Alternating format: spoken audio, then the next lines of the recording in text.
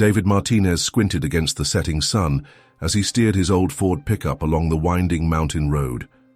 The warm glow of dusk painted the Colorado Rockies in hues of gold and amber, a stark contrast to the gray concrete jungle he'd left behind in Denver. As the truck rounded a bend, a rustic wooden sign came into view. Aspen Springs, elevation 8,200 ft. "Almost there, honey," David called out to his wife Maria, who was dozing in the passenger seat. She stirred, blinking away the remnants of her nap. "How much longer?" Maria asked, her voice still thick with sleep. David glanced at the GPS on his phone. "About 10 minutes, if this thing is right. You know how spotty the signal gets up here." The couple had been looking forward to this weekend getaway for months. Between David's long hours at the auto shop and Maria's demanding job as a nurse, they rarely found time to escape the city's hustle and bustle. The family cabin, nestled in the woods just outside Aspen, had been a sanctuary for generations of Martinezes. As they continued their ascent, the familiar scent of pine filled the truck's cabin. David inhaled deeply, feeling the tension in his shoulders begin to dissipate. The road narrowed, transitioning from asphalt to gravel, each crunch beneath the tires bringing them closer to their destination. "There it is," David announced as they rounded the final bend. The cabin materialized before them, a sturdy log structure that had weathered countless Colorado winters. Its wide front porch and gabled roof stood in stark silhouette against the darkening sky. Maria leaned forward, a smile spreading across her face. "It looks exactly the same. Remember when your dad used to bring us up here when we were dating?" David chuckled, memories flooding back. "How could I forget? He always made sure we slept in separate rooms." As David parked the truck, the headlights illuminated a small shed to the side of the cabin. A metal trash bin sat beside it, a reminder of the modern world encroaching on their wilderness retreat. "Home sweet home," David said, killing the engine. The sudden silence was punctuated by the chirping of crickets and the distant hoot of an owl. They grabbed their bags from the truck bed and made their way to the front door. David fumbled with the keys, his fingers clumsy in the growing darkness. Finally, the lock turned with a satisfying click. The interior of the cabin smelled of cedar and memories. David flicked on the lights, revealing a cozy living room with well-worn leather furniture and a stone fireplace. Family photos adorned the walls, capturing moments spanning decades. "I'll get the generator started," David said, heading towards the back door. "Can you start unpacking the cooler? I'm starving." Maria nodded, already moving towards the kitchen. "I packed those sandwiches you like, turkey and avocado." Outside, David made his way to the small generator shed. The old machine sputtered to life after a few pulls, its steady hum a promise of hot showers and cold beers for the weekend ahead. As he locked up the shed, a rustling in the nearby bushes caught his attention. He paused, straining his eyes in the dim light, but saw nothing. "Probably just a raccoon," he muttered to himself, shrugging off the momentary unease. Back inside, David found Maria arranging their dinner on the coffee table. The aroma of freshly brewed coffee filled the air, a welcome comfort after the long drive. "I was thinking we could eat by the fireplace," Maria suggested. "Just like old times," David grinned, already stacking kindling in the hearth. "You read my mind." As they sat on the plush rug, their meals spread before them, the crackling fire cast dancing shadows across the room. David felt the last vestiges of city stress melt away. "This is perfect," he sighed contentedly, taking a bite of his sandwich. "We should do this more often." Maria nodded in agreement, her eyes reflecting the firelight. "Maybe we could come up for a full week next time." "When was the last time we took a real vacation?" David pondered for a moment. "Must have been that trip to San Diego, 2 years ago?" 3, Maria corrected. "Time flies when you're working yourself to the bone." They fell into a comfortable silence, enjoying their meal in each other's company. Outside, the night had fully settled in, the darkness beyond the windows almost palpable. As they finished eating, David gathered the paper plates and empty beer bottles. "I'll take care of the trash. Don't want to attract any critters overnight," Maria stretched, stifling a yawn. "Okay, I'll get the bed ready, don't be long." David stepped out onto the porch, the cool mountain air a refreshing change from the warmth of the cabin. He breathed deeply, savoring the crisp scent of pine and the earthy aroma of damp soil. The night was alive with the sounds of the forest, the gentle rustle of leaves, the distant call of a coyote. He made his way down the porch steps, garbage bag in hand. The beam of his flashlight cut through the darkness, illuminating the path to the trash bin. As he approached, he heard another rustle, louder this time, coming from the edge of the clearing. David paused, sweeping the flashlight beam across the tree line. The light caught a pair of eyes, reflecting back at him like twin flames. His heart rate quickened as he realized they were too high off the ground to belong to a raccoon or fox. "Hello?" he called out, his voice sounding unnaturally loud in the quiet night. There was no response, just another rustle of movement. Trying to calm his nerves, David reminded himself that encountering wildlife was part of the cabin experience. Still, he quickened his pace, reaching the trash bin in a few long strides. He lifted the lid, wincing at the metallic screech of hinges in need of oil. As he deposited the bag, a twig snapped behind him. David whirled around, his flashlight beam dancing wildly across the trees. For a split second, he caught a glimpse of a large, dark shape moving through the underbrush. His mind raced, trying to process what he'd seen. It was too big to be a deer, too low to the ground to be an elk. The realization hit him like a punch to the gut. Bear? It had to be a bear. David's mouth went dry as he remembered the wildlife safety pamphlets they'd browsed on the drive up. Black bears were common in this part of Colorado, especially in late summer when they were fattening up for winter. He took a tentative step backward, then another, his eyes never leaving the spot where he'd seen the movement. The woods had gone eerily quiet, as if the entire forest was holding its breath. "David?"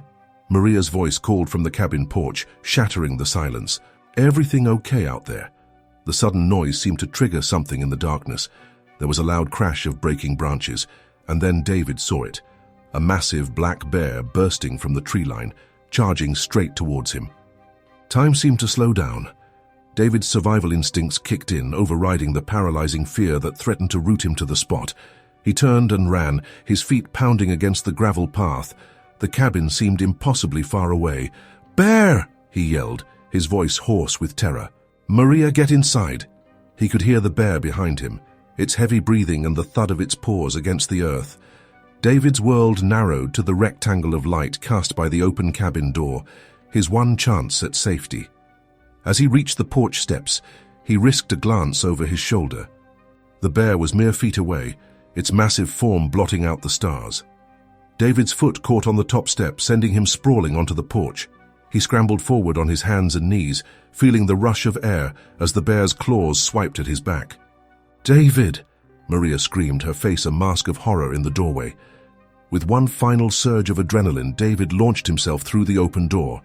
Maria slammed it shut behind him, the sound of the bear's bulk colliding with the wooden barrier reverberating through the cabin. David lay on the floor, gasping for breath, his heart pounding so hard he thought it might burst from his chest. Maria knelt beside him, her hands frantically checking him for injuries. "Are you hurt? Did it get you?" she asked, her voice trembling. David shook his head, still unable to speak. Outside, they could hear the bear moving around on the porch, its low growls sending shivers down their spines. As the initial shock began to wear off, David pushed himself up to a sitting position, leaning against the wall. He looked at Maria, seeing his own fear and disbelief mirrored in her eyes. "I guess," he said, his voice barely above a whisper, "we should have ordered takeout." The bear's heavy breathing and occasional growls continued to emanate from the porch, sending waves of terror through David and Maria. They huddled together on the cabin floor, afraid to move or speak, as if the slightest sound might provoke the animal into renewed aggression. "What do we do?" Maria whispered, her voice barely audible. David swallowed hard, trying to recall any useful information from the wildlife pamphlets they'd glanced at earlier. We need to stay calm," he said, more to reassure himself than anything else. "Bears usually don't try to break into buildings." As if to challenge his statement, a heavy thud resonated against the door, causing both of them to flinch. Maria clutched David's arm tighter, her nails digging into his skin. "Should we call someone?" she asked, her eyes darting between David and the door. David nodded, reaching slowly for his phone in his pocket. His hands were shaking so badly he could barely unlock the screen. "I'll try the park ranger's office. If they don't answer, we'll call 911. As David scrolled through his contacts, searching for the ranger's number they'd saved earlier, Maria crept towards the window. Carefully, she peered through a gap in the curtains. "I can see it," she breathed, her voice a mix of fear and awe. "It's huge, David. It must be at least 300 pounds. David found the number and pressed dial, holding the phone to his ear. The ringtone seemed impossibly loud in the tense silence of the cabin. 1 ring, 2 rings, 3. Aspen District Ranger Station. This is Ranger Mike. How can I help you? A gruff voice finally answered. Thank God, David exhaled. This is David Martinez. We're staying at our family cabin off Pine Creek Road. There's a bear on our porch. It chased me. We're trapped inside. There was a moment of silence on the other end of the line. When Ranger Mike spoke again, his voice was calm and authoritative. Okay, Mr. Martinez. Are you and anyone else with you unharmed? Yes, we're okay. It's just me and my wife. We managed to get inside before it could attack. Good. Now I need you to listen carefully. Black bears rarely attack humans unprovoked. This one is likely attracted to the scent of food. Have you left any garbage or food outside? David closed his eyes, remembering the half-eaten sandwiches and beer bottles he'd just taken out. Yes, I was taking out the trash when I saw it. All right, the bear is probably more interested in the garbage than you. Here's what you need to do. Stay inside. Keep all doors and windows locked. Make noise. Talk loudly. Play music. Bang pots. And pans together. Bears typically avoid human noise. Do you have any bear spray? David shook his head before remembering he was on the phone. No, we don't. Okay, that's fine. Just stick to making noise. I'm going to send a team out to your location, but it might take us about an hour to get there. Can you stay put until then? Yes, we can do that, David replied, feeling a small measure of relief at the promise of help. Good. Keep this. Line clear in case we need to contact you. Remember, stay calm and make noise. We'll be there as soon as we can. The call ended, leaving David and Maria in silence once again. Outside, they could hear the bear moving around, its claws scraping. Against the wooden porch, what did he say? Maria asked, still peering cautiously out the window. David relayed the ranger's instructions, his voice growing steadier as he focused on the task at hand. We need to make noise. Lots of noise.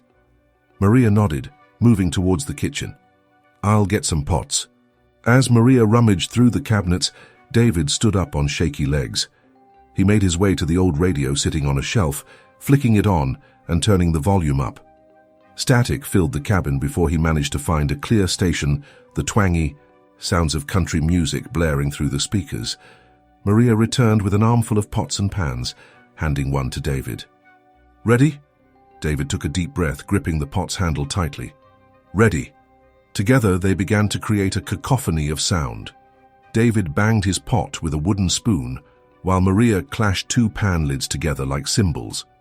They shouted and yelled, their voices joining the music and clanging in a discordant symphony. The noise was deafening inside the small cabin, but David and Maria kept at it, driven by fear and desperation. Minutes ticked by, feeling like hours. Their arms grew tired, voices hoarse, but they persisted. Suddenly, Maria stopped, holding up a hand. Listen! David paused, straining his ears. The porch was quiet. No growls, no heavy breathing, no scraping. Of claws. Cautiously, Maria approached the window again. She peered out, scanning the area. I don't see it, she whispered. I think it's gone. David joined her at the window, his heart still racing. He looked out at the moonlit clearing, searching for any sign of the bear. The trash bin lay on its side, garbage strewn across the ground, but there was no other evidence of their unwelcome visitor. Should we go outside? Maria asked, her hand already reaching for the door handle. David caught her wrist, shaking his head emphatically. No, absolutely not. The ranger said to stay inside until they get here. The bear could still be nearby. Maria nodded, looking both relieved and disappointed. You're right. I want this to be over. David pulled her into a tight embrace, feeling her trembling against him. I know, me too. But we're safe in here. We just need to wait a little longer. They moved to the couch, keeping the radio on but lowering the volume.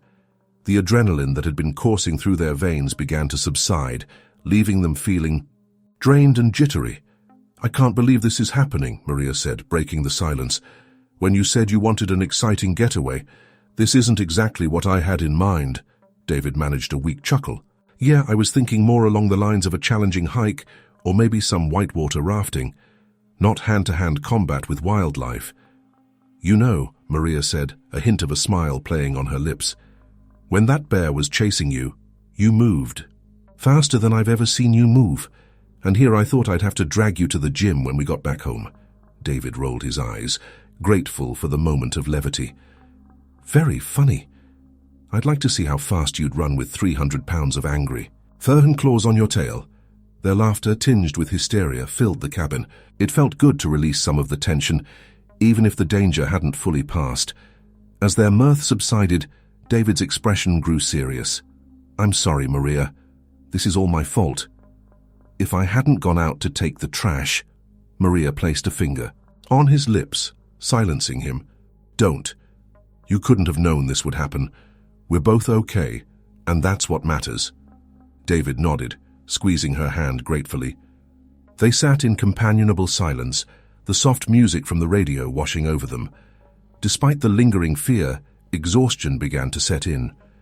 Maria's head drooped onto David's shoulder, her eyes fluttering closed, just as David felt himself starting to drift off. A sharp knock at the door jolted them both awake. "Mr. and Mrs. Martinez," a voice called out. "This is Ranger Mike. Are you folks all right in there?" David scrambled to his feet, hurrying to the door. He peered through the peephole, seeing a man in a Forest Service uniform standing on the porch. Relief flooded through him as he unlocked the door. Ranger Mike, a stocky man with a salt and pepper beard, greeted them with a reassuring smile. "Glad to see you're both okay. We've done a sweep of the area and there's no sign of the bear. It's likely moved on to find an easier meal." David and Maria stepped out onto the porch, the cool night air a stark contrast to the stuffy interior of the cabin. Two other rangers were visible at the edge of the clearing, powerful flashlights scanning the tree line. "Thank you for coming," David said, shaking Ranger Mike's hand. "We were terrified." The ranger nodded understandingly. "Bear encounters can be scary, especially when you're not prepared for them, but you folks did the right thing by staying inside and making noise." As Ranger Mike explained the measures they would take to prevent future incidents, including setting up a proper bear-proof garbage container, David found his gaze drawn to the dark forest beyond.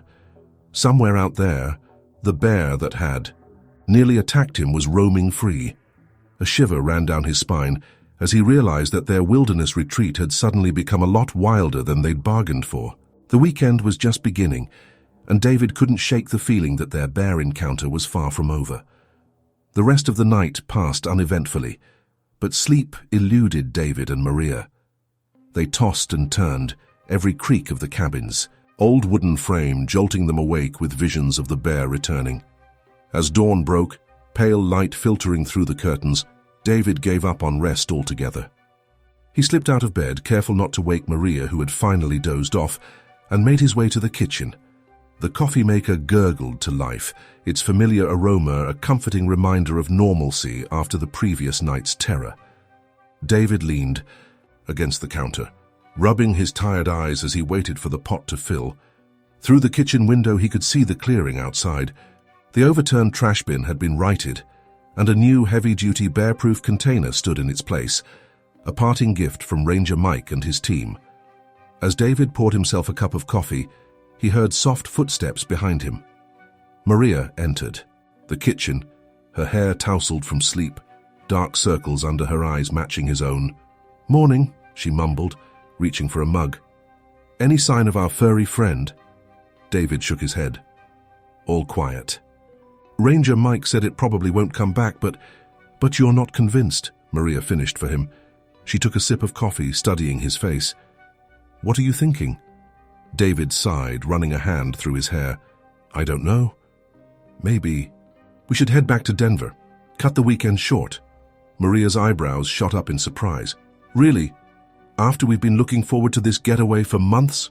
She set her mug down, placing a hand on his arm. "David, I know last night was scary, but we can't let it ruin our whole trip. The rangers said we'd be safe if we follow their guidelines. David nodded reluctantly. He knew she was right, but the memory of those gleaming eyes in the darkness, the sound of heavy paws thundering after him was still too fresh. Okay, he conceded. We'll stay, but we're not taking any unnecessary risks. No hikes in the backcountry, no eating outside. We stick close to the cabin. Deal, Maria agreed, relief evident in her voice. She leaned in, kissing him softly. Now how about some breakfast? I'm starving. They busied themselves with preparing a hearty meal, scrambled eggs, bacon, and toast. The familiar routine helped ease some of the tension, and by the time they sat down to eat, the events of the previous night almost felt like a bad dream. After breakfast, they decided to spend the morning on the cabin's expansive front porch. The day was warm and clear, a gentle breeze rustling through the pines. David brought out a deck of cards, and they settled into the old rocking chairs for a game of gin rummy. As they played, David found himself constantly scanning the tree line, his body tense and ready to spring into action at the slightest movement. Maria noticed his distraction and reached out, squeezing his hand. "Hey," she said softly. "We're okay. Try to relax a little." David managed a small smile. "Sorry, I guess I'm still a bit on edge." They continued their game, the repetitive shuffle, and deal of cards gradually lulling David into a false sense of security. The sun climbed higher in the sky, its warmth seeping into his bones, melting away some of his anxiety. It was just past noon when Maria stood up, stretching. "I'm going to grab some water. Want anything?" David shook his head, focusing on his cards. "I'm good, thanks." He heard the screen door slam shut as Maria went inside. In the moment of silence that followed, a new sound caught his attention, a rustling in the underbrush at the edge of the clearing. David's head snapped up, his heart rate instantly accelerating. At first, he saw nothing. Then a flash of movement caught his eye. From between two large pines, a massive black shape emerged. The bear. David's mouth went dry, his limbs frozen. In terror, the bear sniffed the air, its head swiveling until its gaze locked onto David. For a moment, neither moved, sizing each other up across the expanse of the yard. Then, with a speed that belied its enormous bulk, the bear charged. David's paralysis broke. He leapt to his feet, knocking over the card table. "Maria!" he yelled, his voice cracking with panic. "Bear!" He turned to run for the cabin door, but his foot caught on the overturned chair. David stumbled, his momentum carrying him forward. He crashed into the porch railing, the impact driving the air from his lungs. Gasping, he spun around. The bear was at the bottom of the porch steps, rearing up on its hind legs. It let out a deafening roar that seemed to shake the very foundations of the cabin. David scrambled backward, his back pressed against the railing. His mind raced, searching for an escape route, a weapon, anything. But there was nowhere to go, nothing to defend himself with. The bear dropped to all fours and bounded up the steps. David could smell its musky odor, see the saliva dripping from its open jaws. He raised his arms instinctively, a futile attempt to protect himself from the impending attack. The bear's enormous paw swiped at him, its claws raking across David's chest.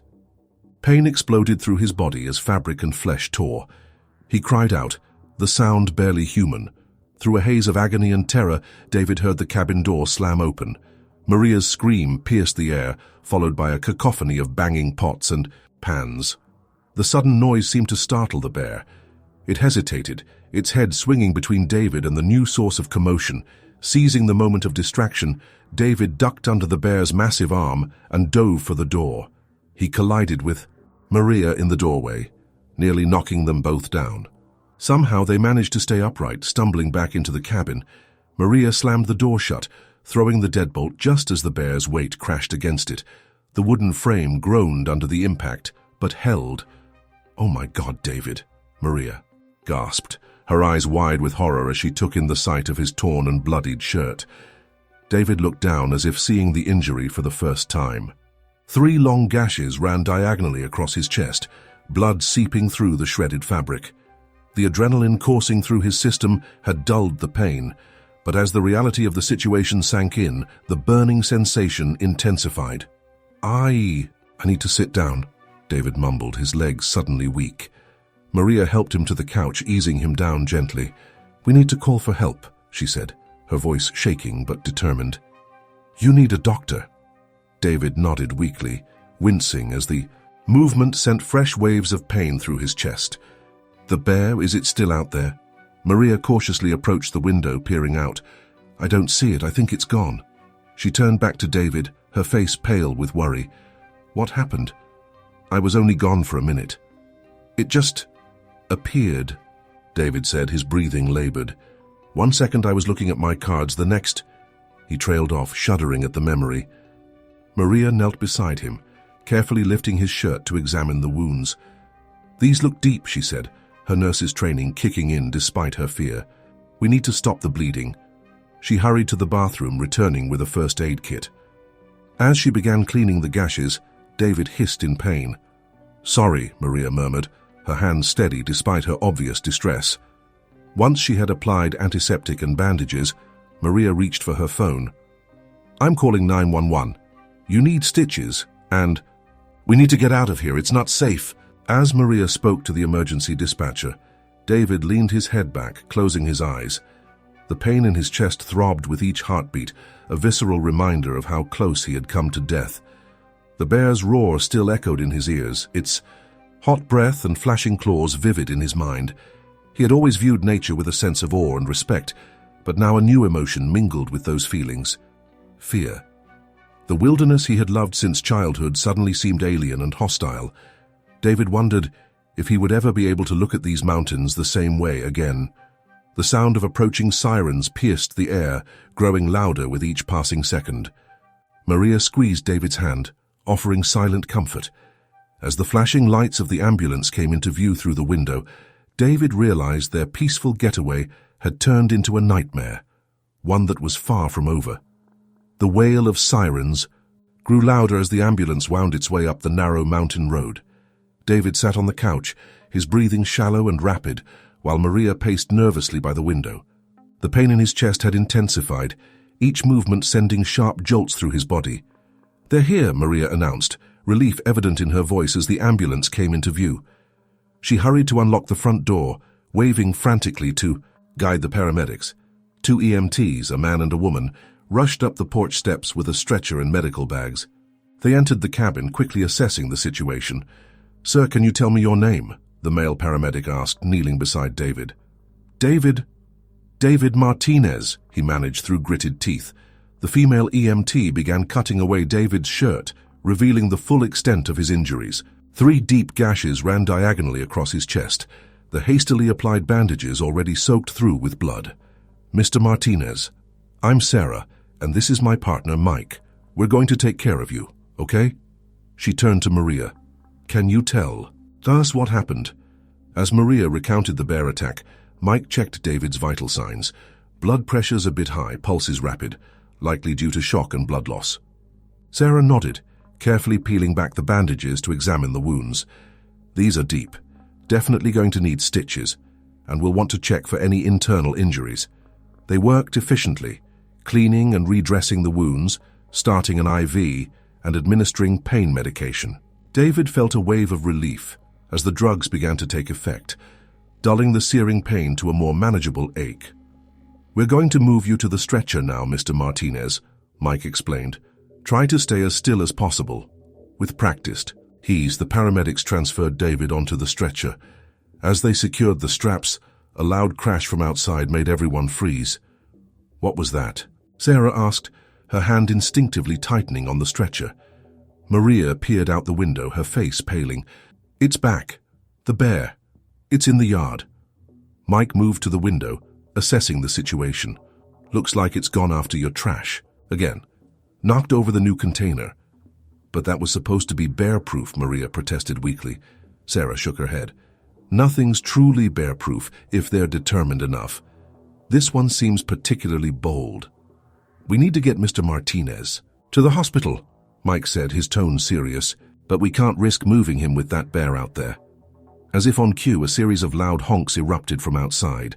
Through the window, they could see a Forest Service truck pulling up, its horn blaring. 2 rangers jumped out, shouting and waving their arms. The bear, startled by the commotion, lumbered back towards the tree line. "That's our chance," Sarah said. "Let's move now." They wheeled the stretcher out of the cabin and down the porch ramp that David's father had installed years ago for his aging grandmother. Maria followed close behind, clutching a small bag of essentials. As they loaded David into the ambulance, one of the rangers approached. "We'll take care of the bear situation," he assured them. "You folks get to the hospital. We'll secure the cabin and be in touch later for a full report." The doors of the ambulance slammed shut, and they were moving, the vehicle's siren once, again piercing the mountain quiet. Maria sat beside David, holding his hand as Sarah monitored his vitals. "How are you feeling?" Maria asked, her voice tight with worry. David managed a weak smile. "Like I picked a fight with a lawnmower and lost." He winced as the ambulance hit a bump. "Didn't exactly have wrestling a bear on my weekend to-do list." Maria let out a choked laugh, tears welling in her eyes. "Only you could joke at a time like this." The drive to Aspen Valley Hospital seemed to take an eternity. Every twist and turn of the mountain road sent waves of pain through David's chest, despite the medication. He tried to focus on Maria's hand, Finn his, using it as an anchor against the sea of pain and fear threatening to overwhelm him. Finally, the ambulance pulled up to the emergency entrance. A flurry of activity ensued as David was whisked inside, a team of doctors and nurses converging on him. Maria tried to follow but was gently directed to a waiting area. "Ma'am, we need you to fill out some paperwork while we assess your husband," a kind-faced nurse explained, pressing a clipboard into her hands. Maria nodded numbly, sinking into an uncomfortable plastic chair. As she mechanically filled out form after form, her mind raced. How had their peaceful getaway turned into this nightmare? Would David be okay? What if the bear had struck just a little higher, or if she hadn't heard him yell? Time seemed to crawl. Maria alternated between pacing the small waiting room and staring blankly at the muted TV in the corner, not really seeing the images flashing across the screen. Every time the doors opened, she looked up expectantly, only to slump back in disappointment when it wasn't news about David. After what felt like hours, a doctor in scrubs approached her. "Mrs. Martinez?" Maria jumped to her feet. "Yes? Hey, is David okay?" The doctor smiled reassuringly. "Your husband is going to be fine." The lacerations were deep, but thankfully they didn't penetrate the chest cavity. "We've cleaned the wounds thoroughly and stitched them up. He'll be sore for a while and there will likely be some scarring, but with proper care, he should heal." "Well," Maria sagged with relief, tears spilling down her cheeks. "Can I see him?" "Of course, he's a bit groggy from the pain medication, but he's been asking for you. Follow me." The doctor led her to a curtained-off area in the ER. David lay on the bed, his chest swathed in white bandages. His eyes were closed, but they fluttered open as Maria approached. "Hey, you," she said softly, taking his hand. David's lips curved in a tired smile. "Hey, yourself. Did you get the license plate of that bear?" Maria laughed, the sound bordering on hysterical. "I swear, David Martinez, if you ever scare me like that again—" "No more bear wrestling, got it," David murmured, his eyelids growing heavy. "Next time we're vacationing at the beach."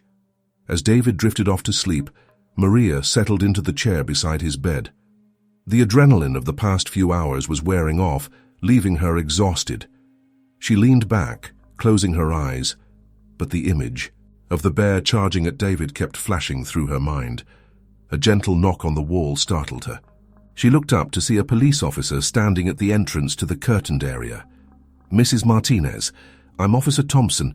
I know this isn't the best time, but I need to ask you and your husband some questions about the attack. It's important we get all the details while they're still fresh." Maria glanced at David's sleeping form. "Can it wait? He needs to rest." Officer Thompson nodded understandingly. "Of course. I'll come back in a few hours. In the meantime, is there anything you can tell me about what happened?" Maria recounted the events of the morning, her voice shaking as she described seeing the bear swipe at David. The officer listened intently, jotting notes in a small pad. "Thank you, Mrs. Martinez. This information will help us work with the Wildlife Service to prevent future incidents. Try to get some rest. I'll check back later." As the officer left, Maria turned back to David. In sleep, his face was relaxed, free from the pain and fear that had marked it earlier. She gently brushed a lock of hair from his forehead. silently thanking whatever luck or divine intervention had allowed him to survive. Outside the window, the sun was setting, painting the sky in brilliant oranges and pinks. It was the kind of sunset they had hoped to enjoy from the cabin's porch. Instead, they were here, in a sterile hospital room, their weekend getaway turned into a fight for survival. Maria settled back in her chair, preparing for a long night. As she watched the steady rise and fall of David's chest, she realized that their ordeal was far from over. The physical wounds would heal, but the emotional scars of the attack would take far longer to fade. The wilderness they had both loved now held a new, terrifying aspect. She wondered if they would ever feel safe in the mountains again. With a sigh, Maria closed her eyes, trying to find a moment of rest. But even in the quiet of the hospital room, she couldn't shake the feeling that somewhere out there, in the gathering darkness of the Colorado night, a bear was roaming. Wild, unpredictable, and forever etched in her nightmares. The rhythmic beeping of medical equipment filled the hospital room as David slowly regained consciousness. His eyelids felt heavy, and a dull ache radiated across his chest. As his vision cleared, he saw Maria dozing in a chair beside his bed, her hand resting lightly on his arm.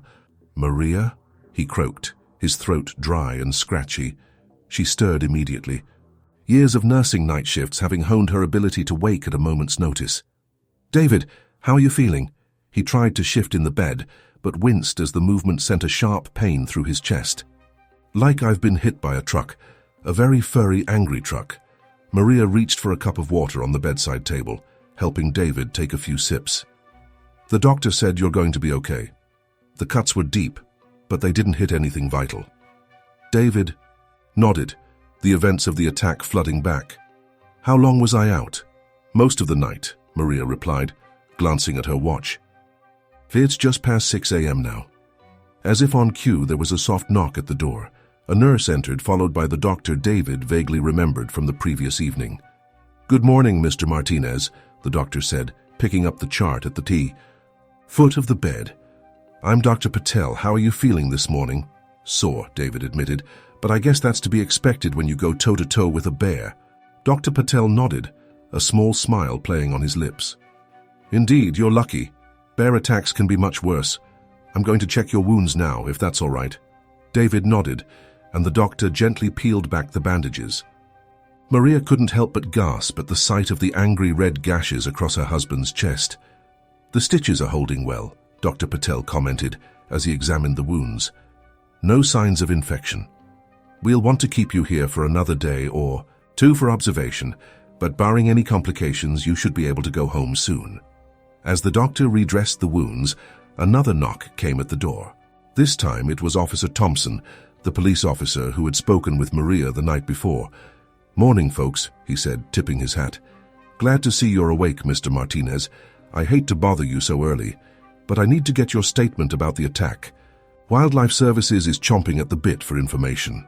David nodded, wincing slightly as he tried to sit up straighter. "Of course, officer. What do you need to know?" For the next half hour, David recounted the events of the previous day in painstaking detail.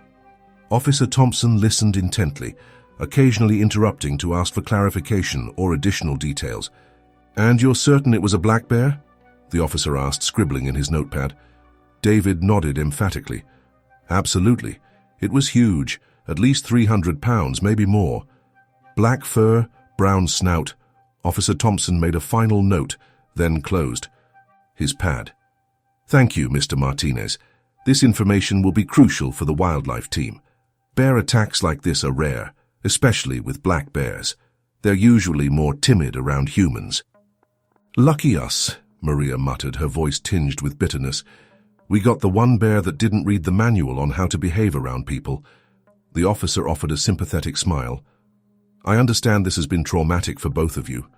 The wildlife team will be increasing patrols in the area and setting up some traps.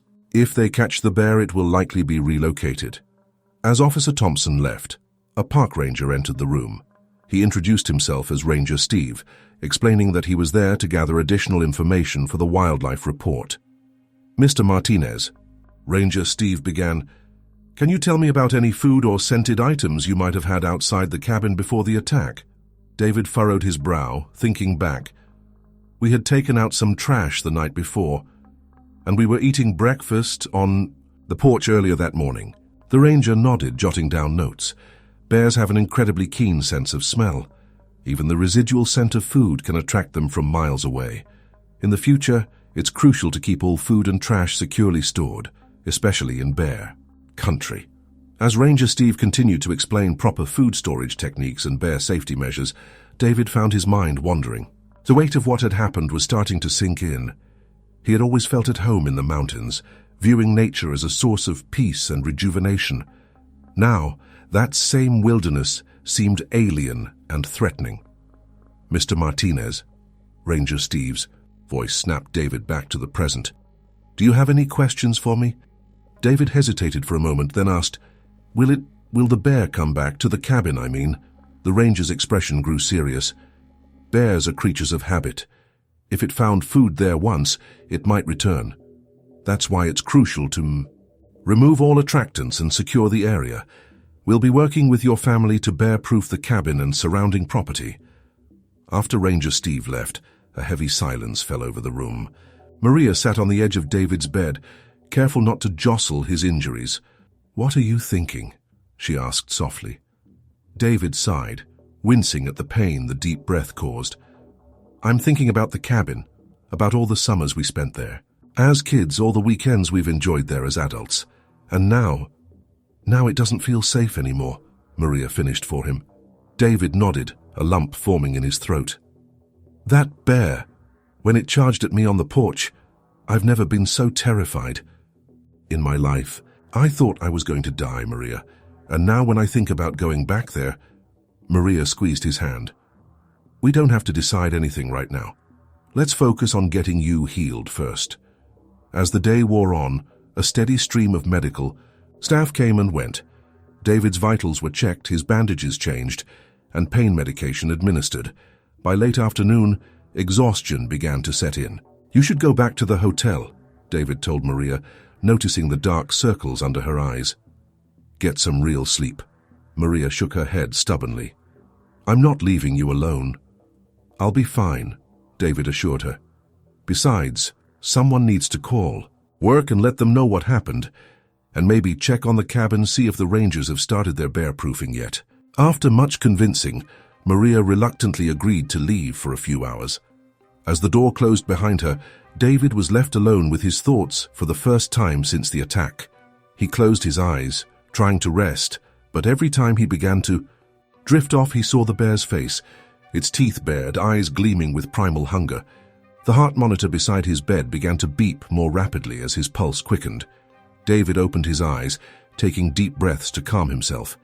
He reached for the TV remote, hoping to distract himself with mindless entertainment. As he flipped through the channels, he paused on a nature documentary. Ironically, it was about bears in the wild. He watched as the narrator described the bears' behaviors, their importance to the ecosystem, their struggles for survival in a changing world. Part of him wanted to change the channel, to avoid anything that reminded him of his ordeal, but another part was fascinated, trying to understand the creature that had nearly killed him. As the sun began to set outside his window, painting the sky in brilliant hues of orange and pink, David realized that his relationship with nature had been forever altered. The wilderness he had loved now held a new, terrifying aspect. Yet as he watched the bears on the screen, mothers tenderly caring for their cubs, young bears playfully wrestling, he felt a complex mix of emotions. Fear, certainly. Respect for the raw power of nature. But also, surprisingly, a sense of awe. These creatures, as dangerous as they could be, were also magnificent in their own right. David sighed, turning off the TV. He knew the road to recovery, both physical and emotional, would be long. The scars on his chest would heal, but the memory of the attack would linger. As he settled back against his pillows, David wondered if he would ever feel truly comfortable in the wilderness again. But as sleep began to overtake him, one thought surfaced in his mind. The bear had been acting on instinct, doing what bears do. It was up to humans to learn how to coexist safely with these powerful creatures. Maybe, just maybe, this horrifying experience could lead to a deeper understanding and appreciation of the wild world around them. With that thought, David drifted off into an uneasy sleep, his dreams filled with dark forests and the echoing roar of a bear. The next morning, David awoke to the sound of hushed voices. He opened his eyes to see Maria speaking with Dr. Patel near the door of his hospital room. Noticing he was awake, they both approached his bed. "Good morning, Mr. Martinez." Dr. Patel greeted him with a smile. "How are you feeling today?" David took a moment to assess himself. The pain in his chest was still present, but duller than before. "Better, I think. Still sore, but not as bad as yesterday." The doctor nodded, pleased. "That's good to hear.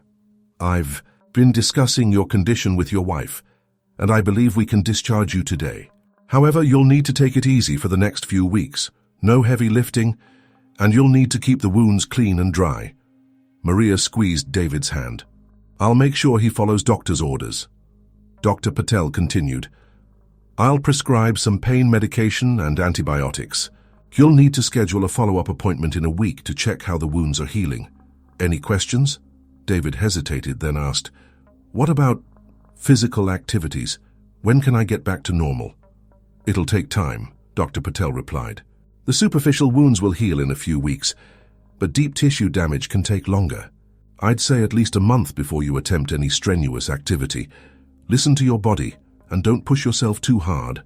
After the doctor left, Maria helped David sit up and change into fresh clothes she had brought from their cabin. As she assisted him, her eyes lingered on the thick bandages covering his chest. "What is it?" David asked, noticing her expression. Maria sighed. I keep thinking about how close I came to losing you. If that bear had..." David pulled her into a gentle embrace, mindful of his injuries. "Hey, I'm still here, we're okay." She nodded against his shoulder, taking a deep breath. "I know. It's just going to take some time to process all of this." As they prepared to leave the hospital, Officer Thompson appeared in the doorway. "Mr. and Mrs. Martinez, do you have a moment?" They nodded, and the officer entered the room. "I wanted to update you on the situation. We've increased patrols in the area around your cabin, and wildlife services have set up some traps. No sign of the bear yet, but we're keeping a close eye out." "What happens if you catch it?" David asked. Officer Thompson's expression turned serious. "Given the severity of the attack, if we capture the bear, it will likely be euthanized. Bears that show this level of aggression towards humans are considered too dangerous to relocate." David felt a conflicting mix of emotions at this news. Part of him felt a grim satisfaction at the idea of the bear being put down, but another part felt uneasy. The bear had been acting on instinct after all. "Is there any way to just move it far away?" Maria asked, seeming to share David's ambivalence. The officer shook his head. "I'm afraid not. Once a bear associates humans with food, it's very difficult to break that association. The risk of another attack would be too high." As they left the hospital, David leaned heavily on Maria, still weak from his ordeal. The bright Colorado sun felt harsh after days in the dimly lit hospital room. They made their way to their truck, which Maria had retrieved from the cabin the day before. "Where to?" Maria asked as she started the engine. David hesitated. The thought of returning to the cabin filled him with a mix of dread and determination. "Let's go back," he said finally. "We need to face this." Maria nodded, understanding in her eyes. As they drove through the winding mountain roads, David found himself scanning the tree line, half expecting to see the bear emerging from the forest at any moment. They arrived at the cabin to find a Forest Service truck parked in the driveway. Ranger Steve was there, overseeing a team that was installing new heavy-duty locks on the doors and windows. "Mr. and Mrs. Martinez," he greeted them as they got out of the truck. "Good to see you up and about, sir. We're just finishing up some security upgrades to your property." David looked around, noting the changes. The trash area had been completely enclosed in a sturdy metal structure, and signs warning about bear activity had been posted at the edge of the clearing. "We've also installed some motion-activated lights and alarms," Ranger Steve explained. "They should help deter any wildlife from getting too close to the cabin." As they walked around the property, David found himself growing tense. Every rustle in the bushes, every snapping twig made him flinch. The forest that had once been a source of peace now felt threatening, full of unseen dangers. Maria noticed his discomfort. "Maybe this was too soon," she said softly. "We can come back another time." David shook his head. No, I need to do this. I can't let fear control me. They thanked Ranger Steve and his team for their work, then entered the cabin. Inside, everything looked just as they had left it on the day of the attack. David's eyes were drawn to the porch, visible through the living room window. He could almost see the bear there, rearing up on its hind legs. Maria touched his arm gently. Do you want to talk about it? David took a deep breath, wincing slightly at the pull on his stitches. I keep replaying it in my mind. The bear charging. At me, the pain when it got me. I've never felt so helpless, so small. They sat on the couch, Maria listening patiently as David poured out his feelings, the terror of the attack, the frustration of his injuries, the conflicting emotions about the bear's fate. I don't know if I'll ever feel safe here again, he admitted finally, but I don't want to give this place up. It's been in my family for generations. Maria nodded. We'll take it one day at a time. Maybe we can start with short visits, work our way up to longer stays. As evening approached, they decided to spend the night at the cabin. It was a tense dinner, both of them jumping at every little noise from outside. But as the night wore on without incident, they began to relax slightly. Before bed, they stepped out onto the porch. The forest was alive with the sounds of crickets and the occasional hoot of an owl. David gripped the railing tightly, his eyes scanning the tree line. You okay? Maria asked, placing her hand over his. David nodded slowly. Yeah, I think so. It's strange. I'm terrified, but at the same time, I still feel drawn to this place, to the wilderness. They stood in silence for a while, listening to the night sounds. A cool breeze rustled through the trees, carrying the scent of pine and earth. Despite his fear, David felt a familiar sense of peace beginning to settle over him. We should head in, Maria said finally. It's getting late. As they turned to go inside, a twig snapped in the darkness beyond the porch light's reach. They both froze, hearts racing. For a long moment they stared into the shadows, barely breathing. Then a deer stepped into view, its eyes reflecting the porch light as it regarded them warily before bounding away into the night. David let out a shaky laugh, the tension breaking. I guess we're both a little jumpy.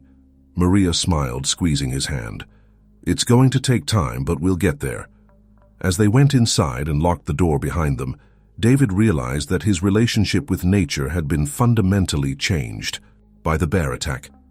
The wilderness was no longer just a place of beauty and serenity, but also one of unpredictable danger. Yet, as he lay in bed that night, listening to the familiar creaks and groans of the old cabin, he felt a glimmer of hope. With time, perhaps he could find a new balance, a respect for the wild tempered with caution, but not crippled by fear. The road to recovery, both physical and emotional, would be long. But as David drifted off to sleep, his wife's steady breathing, beside him he knew they would face it together. The bear may have left its mark on him, but it hadn't broken his spirit. Someday, he hoped, he would find peace in these mountains again. The next morning, David awoke to the sound of birdsong filtering through the cabin windows. For a moment, he forgot where he was, the familiar scents and sounds of the forest, bringing a sense of comfort. Then, as he shifted in bed, a sharp pain across his chest brought the memories of the bear attack flooding back. Maria stirred beside him, her eyes filled with concern as she noticed his grimace. How are you feeling? Sore, David admitted, slowly sitting up. But I think I slept better than I expected. They went through their morning routine cautiously, both hyper-aware of every sound from outside. As Maria prepared a light breakfast, David stood by the window, scanning the tree line. You know, Maria said, setting plates on the table, we don't have to stay if you're not comfortable. We could head back to Denver today. David turned to her, conflict evident in his eyes. Part of me wants to run, to get as far away from here as possible. But another part, I don't want this place to become somewhere I fear. This cabin, these mountains, they've been a part of my life for as long as I can remember. Maria nodded understandingly. So, what do you want to do? Before David could answer, a knock at the door made them both jump. David approached cautiously. Peering through the peephole, he relaxed slightly when he saw Ranger Steve on the porch. Good morning, the ranger greeted as David opened the door. I hope I'm not interrupting breakfast. I wanted to check in and see how you're doing. They invited him in and Maria offered him a cup of coffee. As they sat around the kitchen table, Ranger Steve updated them on the situation. "We've had teams out searching, but there's been no sign of the bear that attacked you," he explained. "It's possible it's moved on to a different area." David felt a mix of relief and unease at this news. "Is it safe for us to be here?" Ranger Steve nodded. "The security measures we've installed should deter any wildlife from approaching the cabin, but I'd still recommend being cautious. No eating outside, keep all food stored properly, and make noise when you're moving around the property." As the ranger was about to leave, he paused, turning back to David. "There's something else you should know. A reporter from the Aspen Daily News caught wind of the attack. She's been asking to speak with you." David and Maria exchanged glances. "A reporter?" Maria asked. "How did she find out?" "Bear attacks are rare, and news travels fast in small communities," Ranger Steve explained. "I told her I'd pass along her contact information if you're interested in talking to her, but you're under no obligation to do so." After the ranger left, David sat heavily on the couch, running a hand through his hair. "What do you think about this reporter?" he asked Maria. She sat beside him, her brow furrowed in thought. "It might be good to get the story out there, raise awareness about bear safety. But are you ready to relive it all again?" David considered this. The thought of recounting the attack made his heart race, but he also felt a strange urge to share his experience. Maybe it could help prevent something like this from happening to someone else. They decided to contact the reporter, agreeing to meet her that afternoon at a local coffee shop in town. As they drove down the mountain, David found himself rehearsing the story in his mind, trying to find the right words to describe the terror and adrenaline of the attack. The coffee roaster was a cozy shop in downtown Aspen, its walls adorned with local artwork depicting mountain scenes. As they entered, a young woman with a notebook waved them over to a corner table. "Mr. and Mrs. Martinez? I'm Sarah Collins from the Aspen Daily News. Thank you so much for agreeing to meet with me." They settled into their seats, the aroma of freshly ground coffee filling the air. Sarah's friendly demeanor helped ease some of David's tension. "Before we start," Sarah said, her tone becoming serious, "I want you to know that you can stop the interview at any time if you feel uncomfortable, and you'll have the opportunity to review the article before it's published." David nodded gratefully. "I appreciate that." As David recounted the events of that fateful day, he found the words coming more easily than he'd expected. He described the initial shock of seeing the bear, the heart-pounding terror of the chase, and the searing pain of the attack. Maria held his hand under the table, offering silent support. Sarah listened intently, her pen moving rapidly across her notebook. "See, that must have been terrifying," she said when David finished. "How has this experience changed your view of the wilderness?"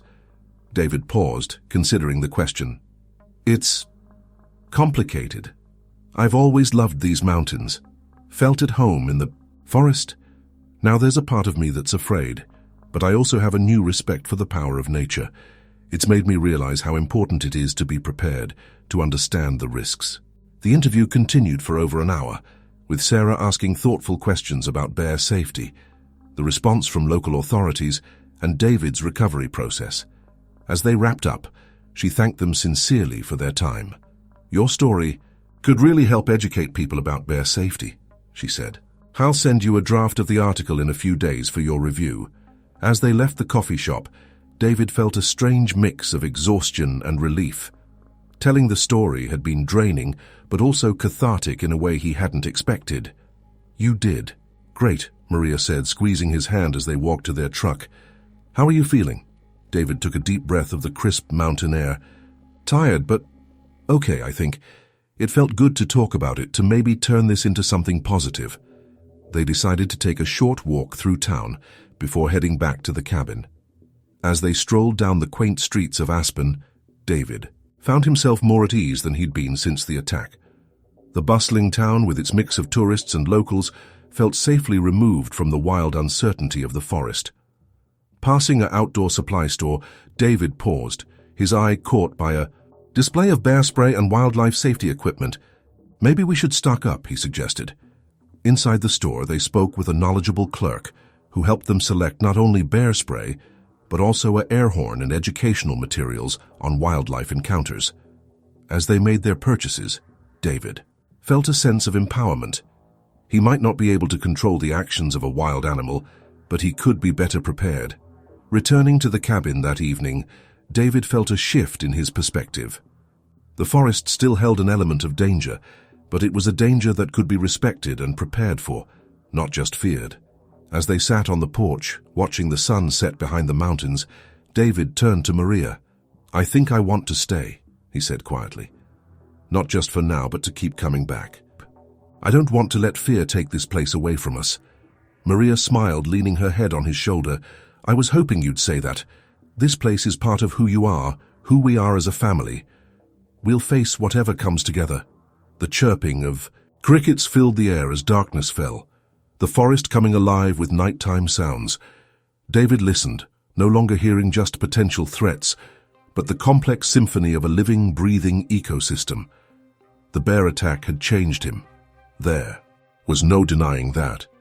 But as he sat there with Maria, surrounded by the beauty of the mountains, he realized it had also given him a deeper appreciation for the delicate balance between humans and nature. The path forward wouldn't be easy. There would be moments of fear, of doubt. But David was determined to find a new way to coexist with the wilderness he loved, armed with knowledge, respect, and a profound understanding of both its beauty and its dangers. The following morning, David awoke early, the pale light of dawn barely filtering through the cabin windows. Despite the lingering soreness in his chest, he felt a renewed sense of purpose. Today was the day of his follow-up appointment at the Aspen Valley Hospital, a crucial checkpoint in his recovery process. As he carefully dressed, mindful of his bandages, Maria stirred in bed. "You're up early," she mumbled, rubbing sleep from her eyes. David nodded, a small smile playing on his lips. "Couldn't sleep. Nervous about the checkup, I guess." Maria sat up, her expression softening. "It'll be fine. You've been healing well." They shared a quiet breakfast, the air thick with anticipation. As they drove down the winding mountain road towards Aspen, David found himself lost in thought, his mind replaying the events of the past week. The hospital parking lot was relatively empty when they arrived. Inside, the sterile smell of disinfectant brought back vivid memories of the day David was admitted. He unconsciously rubbed his chest as they approached the reception desk. "David Martinez here for a follow-up with Dr. Patel," he told the receptionist. After a short wait, a nurse called David's name and led them to an examination room. Dr. Patel arrived moments later, his friendly demeanor helping to ease some of David's tension. "Good morning, Mr. Martinez," the doctor greeted, glancing at the chart in his hands. "How have you been feeling since the discharge?" David considered the question. "Better, I think. Still sore, especially in the mornings, but the pain is more manageable now." Dr. Patel nodded, making a note. "That's to be expected. Now let's take a look at those wounds." As the doctor carefully removed the bandages, David held his breath. He hadn't looked at the injuries since leaving the hospital, relying on Maria to help change the dressings. Now he forced himself to look down. 3 angry red lines ran diagonally across his chest, the skin around the stitches still swollen and bruised. But to David's relief, there were no signs of infection. Dr. Patel examined the wounds closely, his expression neutral. "The healing process is coming along nicely," he finally said. "No signs of infection. And the stitches are holding." "Well, you've been taking good care of these." David let out a breath he didn't realize he'd been holding. "So everything's okay?" The doctor nodded, a reassuring smile on his face. "You're on the right track. The superficial wounds are healing as expected. However," he added, his tone becoming more serious, "there may be some deeper tissue damage that will take longer to heal. You might experience some stiffness and discomfort for several weeks, possibly months." "Months," David echoed, his heart sinking. Dr. Patel placed a comforting hand on David's shoulder. "Recovery from a trauma like this isn't just physical, Mr. Martinez. The emotional impact can last even longer. Have you considered speaking with a therapist about your experience?" David shook his head, caught off guard by the suggestion. I hadn't really thought about it." "It's something to consider," the doctor said gently. "Many people find it helpful to process traumatic events with a professional." As Dr. Patel redressed the wounds, he provided instructions for ongoing care. Continue to keep the area clean and dry. You can start doing some light stretching exercises to prevent stiffness, but nothing strenuous for at least another few weeks. And if you notice any increased pain, swelling, or redness, come back immediately. Leaving the hospital, David felt a mix of relief and lingering anxiety.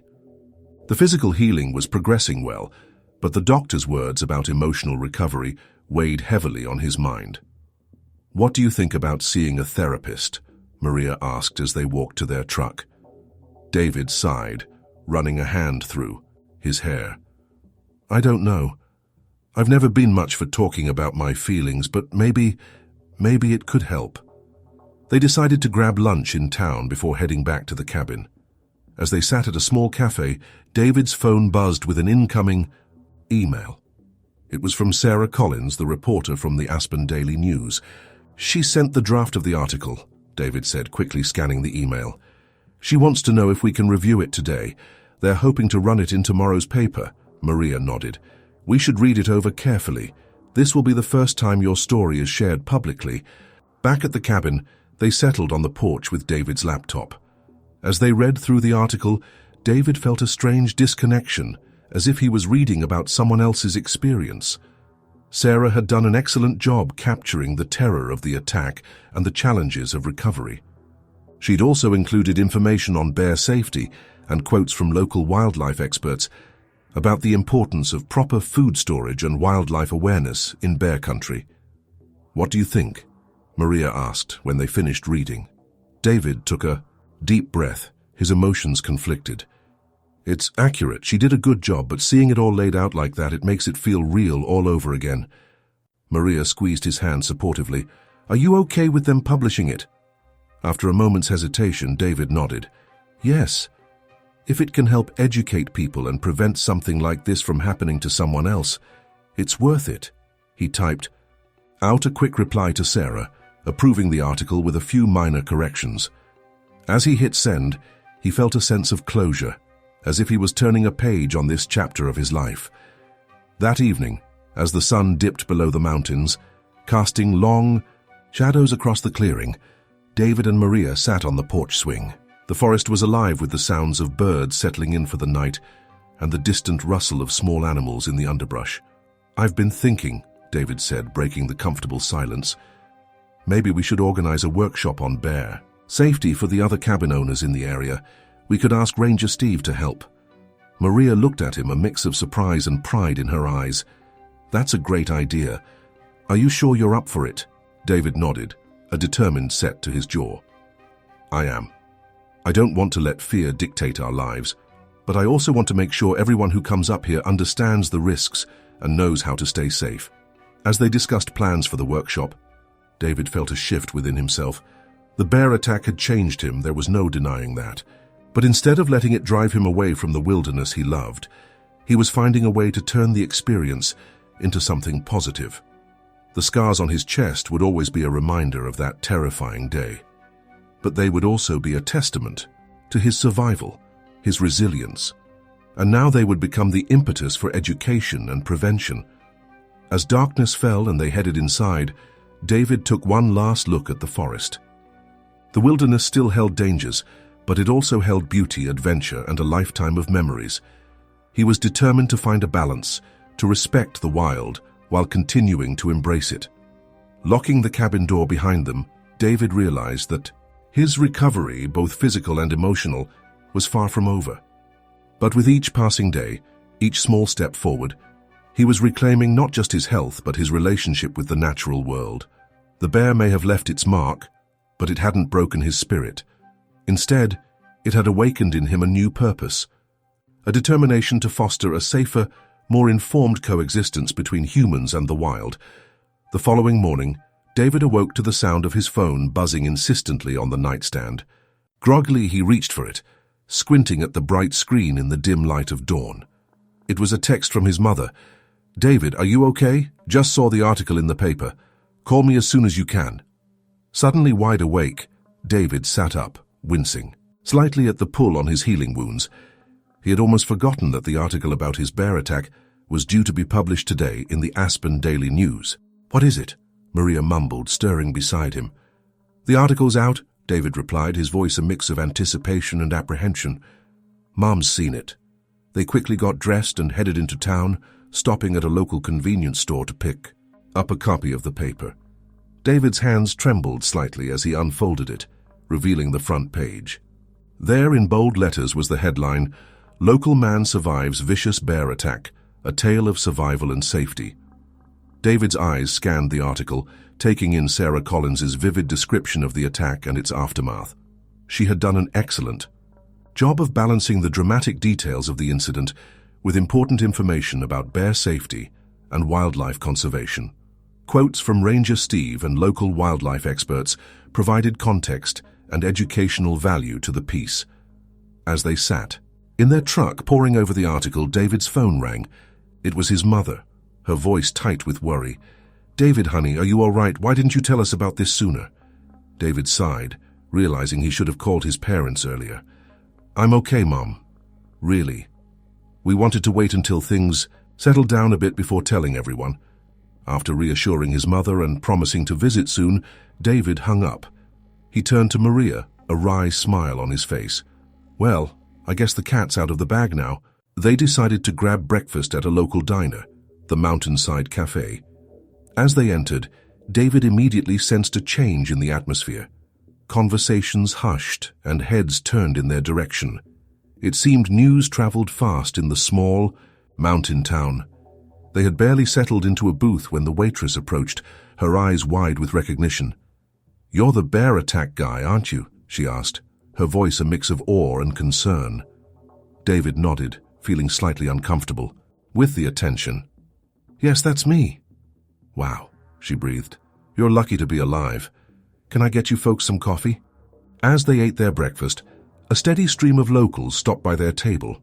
Some offered words of sympathy, others shared their own, mostly exaggerated, wildlife encounter stories. David found himself repeating the tale of the attack several times, each retelling bringing a strange mix of catharsis and renewed anxiety. One older gentleman, introducing himself as Bob, the owner of a local hunting supply store, was particularly interested.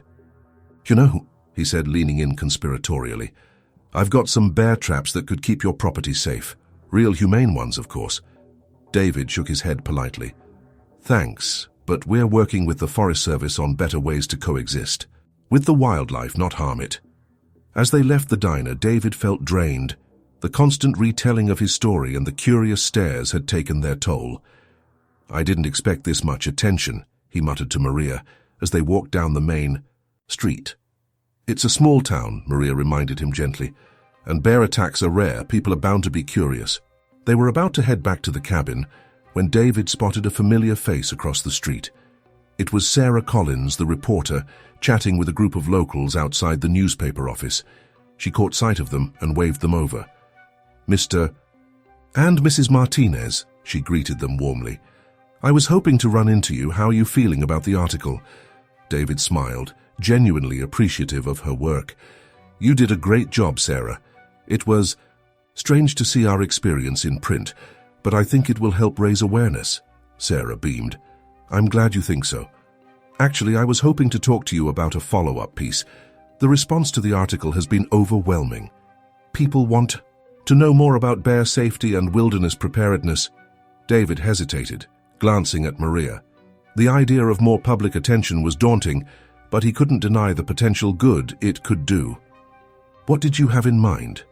"Well," Sarah began, her eyes lighting up with enthusiasm, "I was thinking we could do a series. Your story is the centerpiece, but branching out to cover broader issues of wildlife conservation, proper camping techniques, that sort of thing. We could even organize a public forum on bear safety." The idea resonated with David's earlier thoughts about organizing a workshop. He nodded slowly. "That actually sounds really good. I've been thinking about ways to turn this experience into something positive."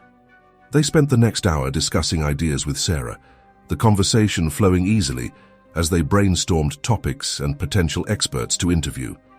By the time they parted ways, David felt a renewed sense of purpose. As they drove back to the cabin, Maria noticed the change in David's demeanor. "You seem more energized," she observed. "Are you sure you're up for all of this?" David nodded, his eyes on the road ahead. "I am. You know, when I was lying in that hospital bed, I felt so helpless. But now, I feel like I can make a difference. If we can prevent even one person from going through what we did, it'll be worth it." Back at the cabin, they found a message from Ranger Steve on their answering machine. "Mr. Martinez, I've been getting calls all morning about your story. People are interested in learning more about bear safety. If you're up for it, we'd love your help in putting together some educational programs." David smiled as he listened to the message. It seemed his idea for a workshop was gaining traction from multiple directions. As evening fell, they sat on the porch, watching the sun set behind the mountains. The forest was alive with the sounds of wildlife preparing for night, a symphony that once filled David with pure joy, then with fear, and now with a complex mix of emotions. "You know," David said, breaking the comfortable silence, "a week ago, I wasn't sure if I'd ever feel comfortable here again. But now," Maria squeezed his hand encouragingly, Now I feel like I have a new purpose," David finished. "This place, these mountains, they're still a part of me. But now I have a responsibility too, to help others understand and respect this wilderness." As darkness settled over the forest, David felt a sense of peace he hadn't experienced since before the attack. The bear had left its mark on him, both physically and emotionally. But instead of letting that mark define him as a victim, he was choosing to let it empower him as an educator and advocate. The journey ahead would not be easy. There would still be moments of fear, nights when the memory of the attack would jolt him awake.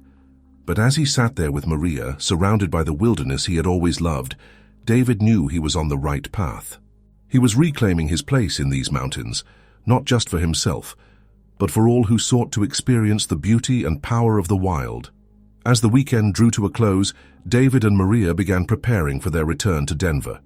The cabin, once a simple retreat from city life, now held a complex tapestry of emotions for both of them. David stood on the porch, taking in the scenic view one last time before their departure. "You ready?" Maria called from inside, zipping up their last bag. David took a deep breath, wincing slightly at the pull on his healing chest. "As ready as I'll ever be," he replied, stepping back inside. They did a final sweep of the cabin, ensuring all food was properly stored and trash securely disposed of in the new bear-proof container. As David locked the front door, he felt a strange mix of relief and reluctance. The drive back to Denver was quiet, both lost in their thoughts.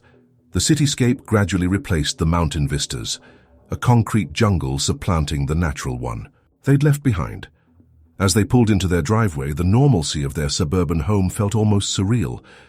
"Home, sweet home," Maria said, a hint of weariness in her voice. David nodded, grabbing their bags from the trunk. "Yeah, it's good to be back."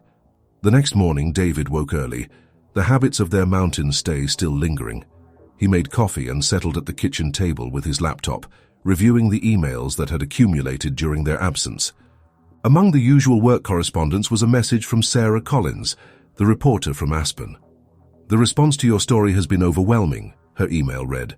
"We've received dozens of letters from readers sharing their own wilderness experiences and asking for more information on bear safety. The editor wants to run a follow-up piece. Would you be open to another interview?" David rubbed his chin thoughtfully. The idea of rehashing the attack again was daunting, but he couldn't deny the potential impact it could have. Maria shuffled into the kitchen, yawning.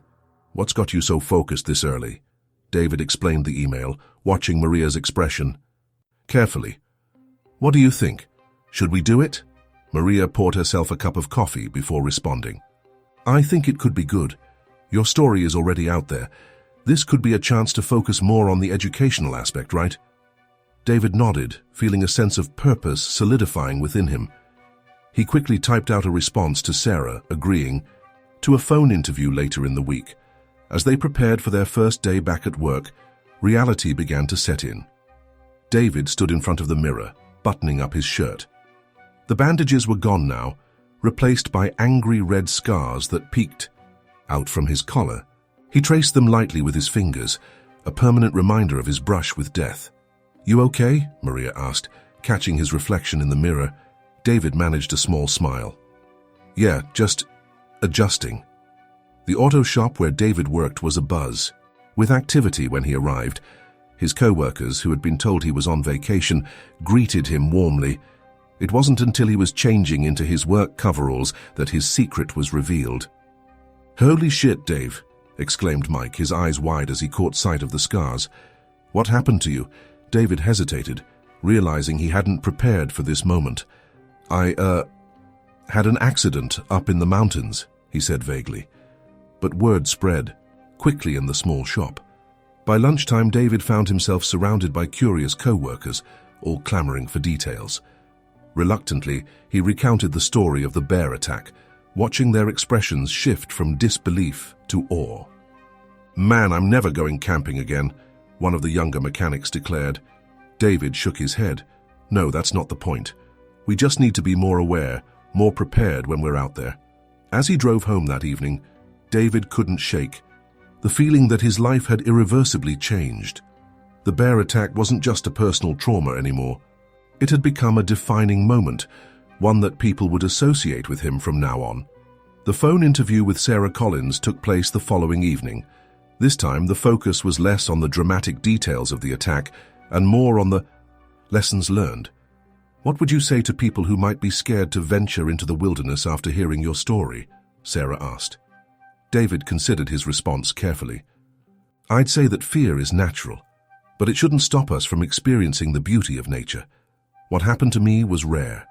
With proper knowledge and preparation, we can coexist safely with wildlife." As the days passed, David and Maria settled back into their routine, but things weren't quite the same. David found himself hyper-aware of his surroundings, even in the city. A dog's bark or an unexpected movement would sometimes trigger a momentary panic. One night, about a week after their return, David jolted awake, his heart racing. In his dream, he had been back on that porch, the bear looming over him. Maria stirred beside him, reaching out to touch his arm. "The dream again?" she asked softly. David nodded, his breathing slowly returning to normal. "Yeah, it felt so real." Maria sat up, turning on the bedside lamp. "Maybe it's time to consider what Dr. Patel suggested about talking to someone." David was quiet for a moment, then nodded. "You're right, I think I need help processing all of this."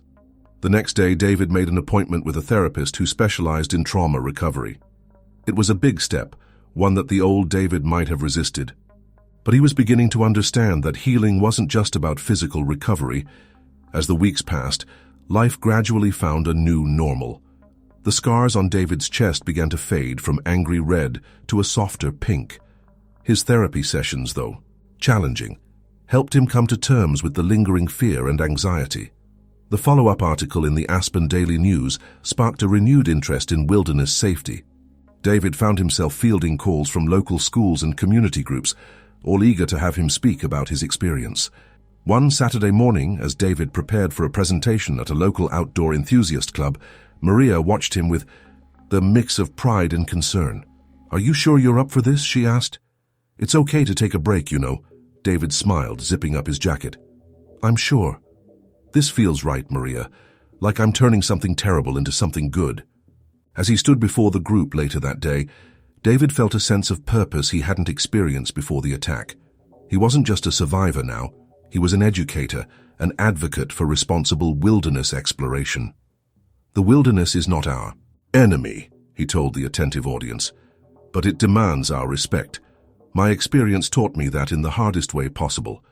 Now I want to help others learn that lesson, without having to go through what I did." As he spoke, David realized that while the bear attack had changed him, it hadn't broken him. The scars on his chest were a map of survival, a reminder of both, the power of nature and his own resilience. He would always carry the memory of that terrifying day, but now it drove him forward rather than holding him back. The mountains still called to him, their beauty undiminished by his ordeal. And someday, soon David knew, he and Maria would return to their cabin. They would step back into the wilderness, not with fear, but with a deeper understanding and appreciation for the wild world around them. As he concluded his presentation, David felt a sense of closure. The bear had left its mark, but it had also given him a new mission. In finding a way to coexist with the wilderness, he had found a new part of himself, stronger, wiser, and more connected to the natural world than ever before. Now let's go to the next attack case. If you're enjoying it, leave a like and a comment telling me which city you're watching from. Let's move on to the next one. Chapter 1. The Morning Run. The alarm blared, jarring Mike Thompson from his slumber. He groaned, fumbling for his phone on the nightstand. 5:30 a.m.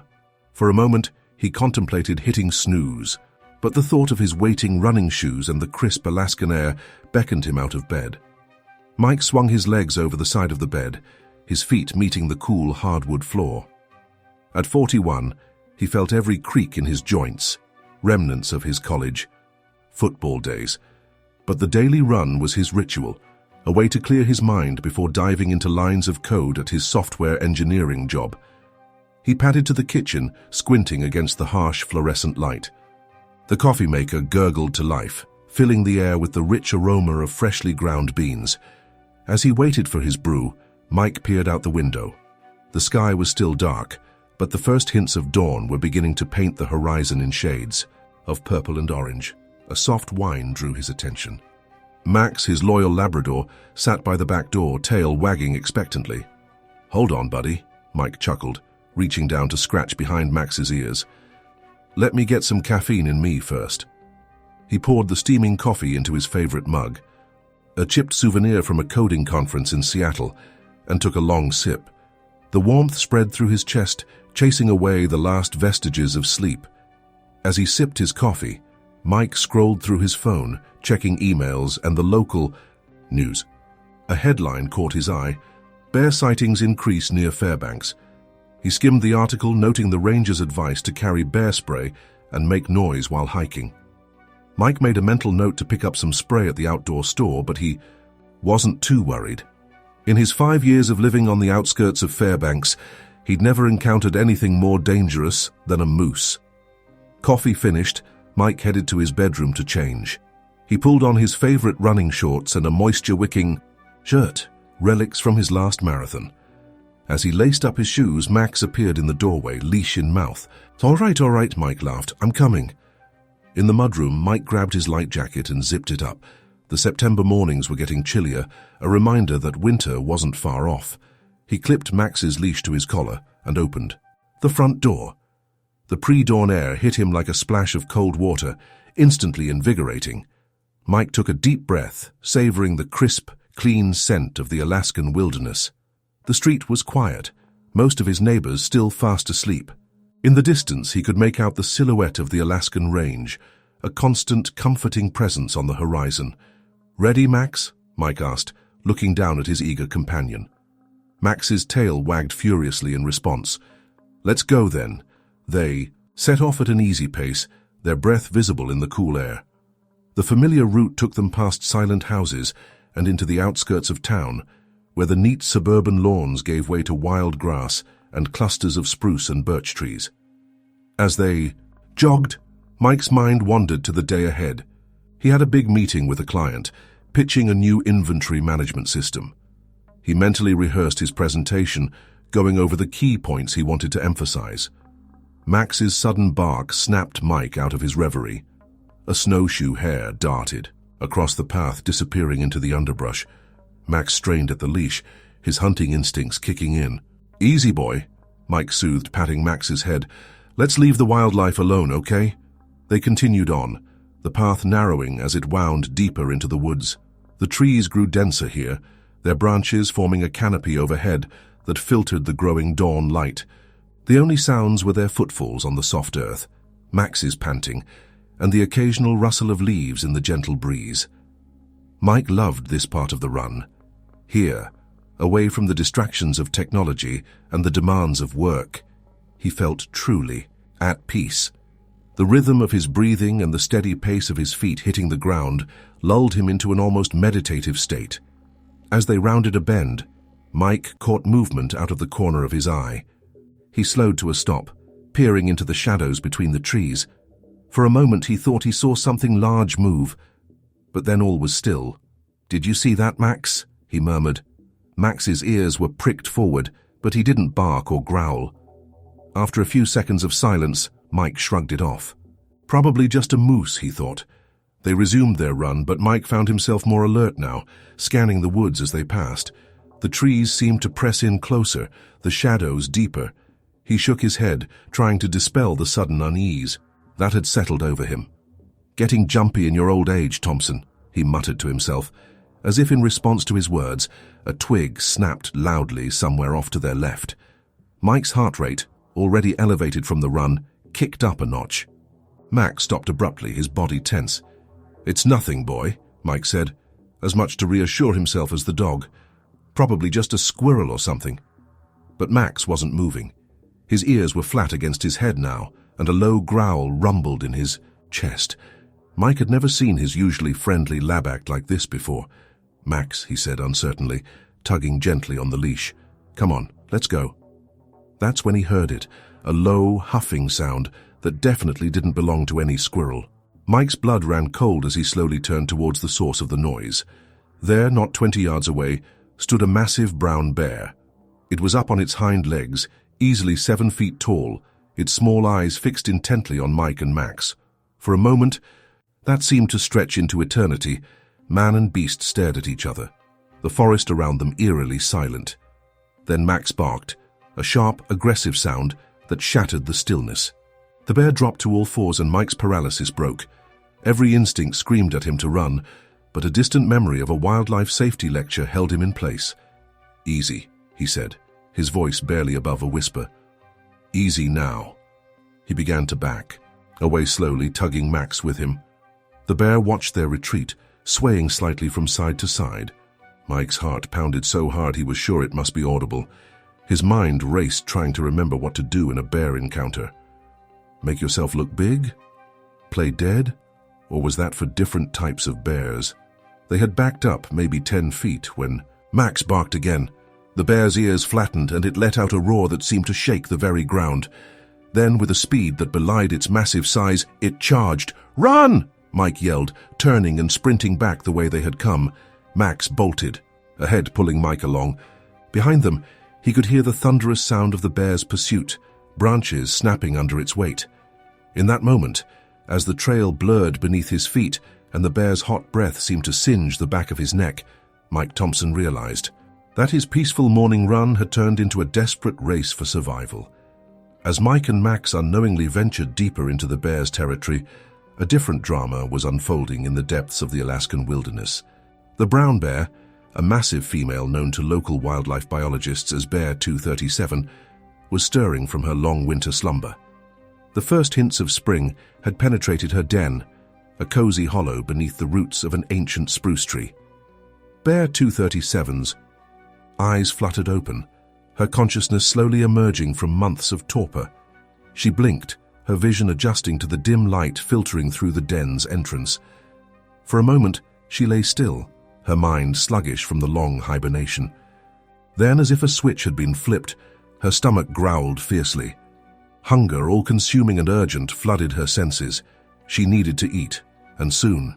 Bear 237 heaved herself to her feet, shaking off the lethargy of winter. Her thick brown fur was matted and patchy, and her once robust frame had grown lean during the long months of inactivity. She lumbered towards the den's entrance, her movements still stiff and uncoordinated. As she emerged into the crisp morning air, Bear 237 paused, her sensitive nose twitching. The world had changed during her sleep. The snow that had blanketed the forest when she entered her den had mostly melted, revealing patches of new grass and early spring flowers. The air was alive with the sounds of birds and the rustling of small animals in the underbrush, but it was the scents that truly captured her attention. The rich, earthy smell of the forest floor, the tangy aroma of fresh pine needles, and underneath it all the faint but unmistakable odor of potential prey. Bear 237 set off through the forest, her powerful legs quickly regaining their strength as she moved. Her first priority was water. Months without drinking had left her severely dehydrated. She made her way to a familiar stream, the sound of rushing water growing louder as she approached. At the stream's edge, she lowered her massive head and drank deeply, the cold water soothing her parched throat. As she quenched her thirst, small fish darted away from her snout, but she paid them no mind. Her body, depleted from the long winter fast, craved more substantial fare. After drinking her fill, Bear 237 began to forage along the stream bank. She overturned rocks, searching for insects and grubs. Each morsel was eagerly devoured, but they did little to satiate her gnawing hunger. She needed more, much more, to replenish her depleted fat reserves. As the morning wore on, Bear 237 ranged further from her den, driven by hunger and the instinctive need to re-establish her territory. She paused occasionally to rub her back against trees, leaving her scent as a warning to other bears. Despite her weakened state, she was still a formidable presence in the forest. The bear's wanderings took her to the edge of a meadow she remembered from previous years.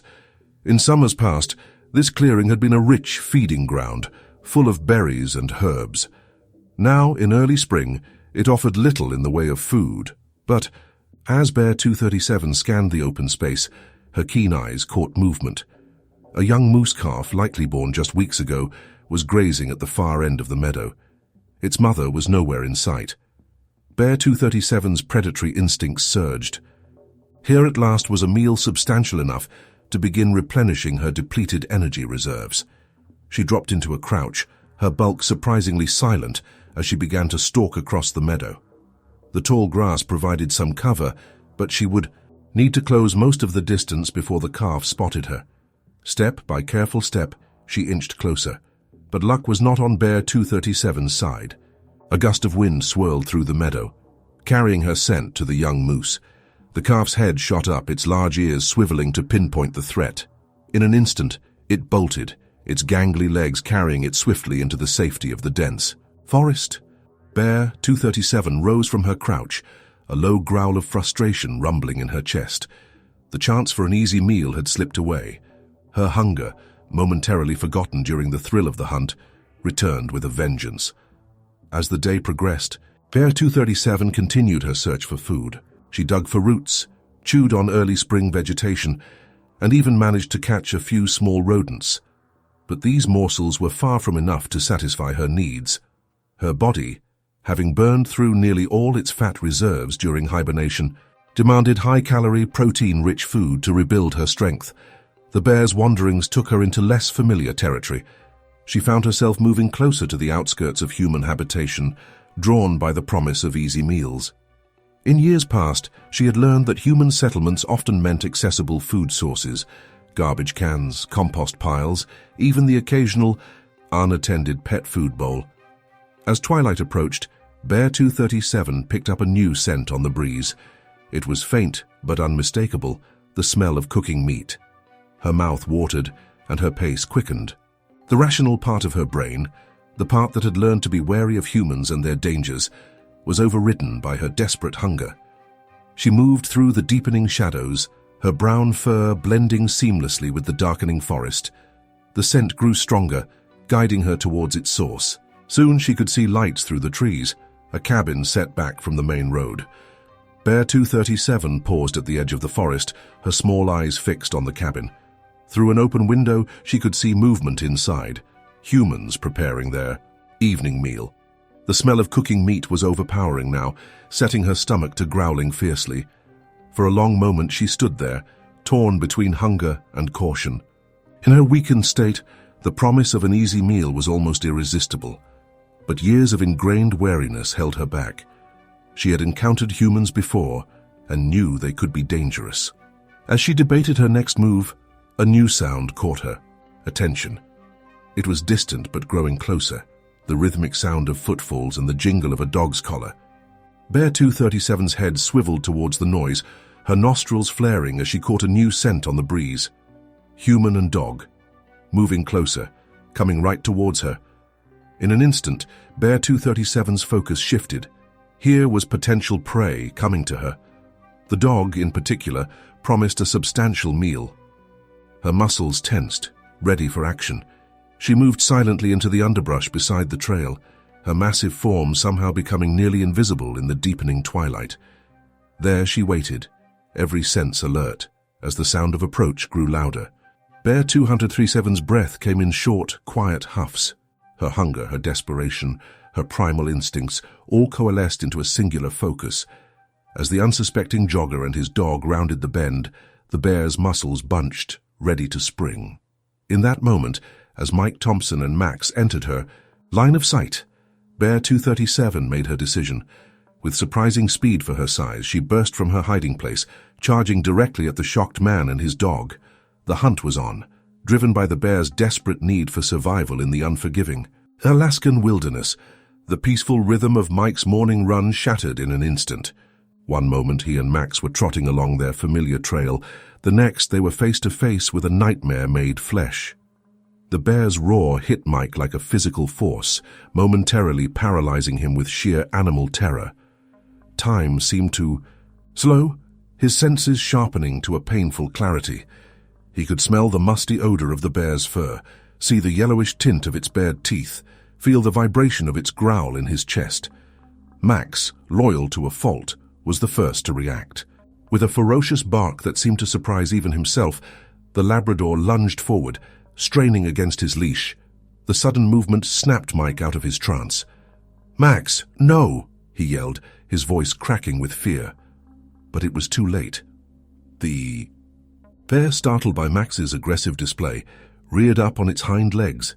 It towered over them, a mountain of muscle and fur.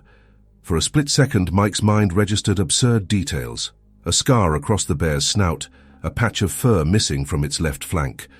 Then the bear dropped to all fours and charged Mike's body, reacted before his mind could process what was happening. He turned and ran, his feet pounding the earth in a desperate sprint. Max bolted ahead, pulling Mike along with such force that the leash burned his palm. "Go, Max, go!" Mike gasped, pushing himself to keep up with his dog's pace. Behind them, the sound of the bear's pursuit was terrifyingly loud. Branches snapped like twigs under its weight, its huffing breath growing closer with each passing second. Mike's mind raced as fast as his feet. The bear safety lecture he'd attended years ago flashed through his thoughts in disjointed fragments. Don't run from a bear, but it's too late for that now. Make yourself look big. How, play dead? Or is that only for grizzlies? A root caught his foot, nearly sending him sprawling. He stumbled, regained his balance, and pushed on, acutely aware that a fall could mean death. "Help!" he screamed, though. He knew they were too far from any houses to be heard. "Somebody help!" Max, sensing the danger, let out another volley of barks. To Mike's horror, the dog suddenly changed direction, circling back towards the charging bear. "Max!" "No!" Mike cried. But it was too late to stop him. The brave Labrador threw himself at the bear, teeth bared, a snarl ripping from his throat. The bear, caught off guard by this small creature's audacity, swatted at Max with a massive paw. Mike heard a yelp of pain as Max was sent tumbling. But incredibly, the dog scrambled to his feet and lunged again, snapping at the bear's legs. The bear's attention was momentarily diverted, giving Mike precious seconds. His eyes darted around wildly, searching for an escape route. That's when he saw it, a large spruce tree with low-hanging branches. Without hesitation, Mike sprinted for the tree. He leaped, grabbing the lowest branch, and began to haul himself up. His muscles screamed in protest, adrenaline giving him strength he didn't know he possessed. "Max!" he called out, his voice raw with fear and exertion. "Max, come!" To his immense relief, he saw Max dart away from the bear and race towards the tree. The loyal dog circled the trunk, barking furiously at the approaching bear. Mike had managed to climb about 10 feet up when the bear reached the base of the tree. It rose on its hind legs, its claws leaving deep gouges in the bark as it tried to reach him. "Get back!" Mike yelled, kicking out at the bear's snout. His foot connected, and the bear dropped back to all fours with a roar of rage. From his perch, Mike could see Max circling warily, still barking but keeping his distance now. The bear seemed torn between the prey and the tree and the noisy dog. "On the ground, Max, go!" Mike shouted, hoping against hope that his dog would run to safety. But Max stood his ground, refusing to abandon his owner. The standoff continued, minutes stretching into what felt like hours. The bear would rear up, swiping at Mike, then drop down to snap at the circling Max. Mike's arms ached from clinging to the tree, his legs cramping in their awkward position among the branches. He tried to control his panicked breathing, to think rationally. How long would the bear persist? Would it eventually give up and leave, Or would it wait them out, its patience outlasting their endurance? As if in answer to his unspoken questions, the bear suddenly dropped to all fours and began to circle the tree. Its small eyes never left Mike, watching him with an unsettling intelligence. Then, to Mike's horror, the bear began to climb. Its claws dug into the bark, finding purchase where Mike thought impossible. Slowly but steadily it began to ascend. "No, no, no," Mike muttered, scrambling higher into the tree. Branches whipped at his face, pine needles stuck to his sweat-soaked skin. He climbed until the branches began to thin, creaking ominously under his weight. Below, Max's barking had taken on a frantic edge.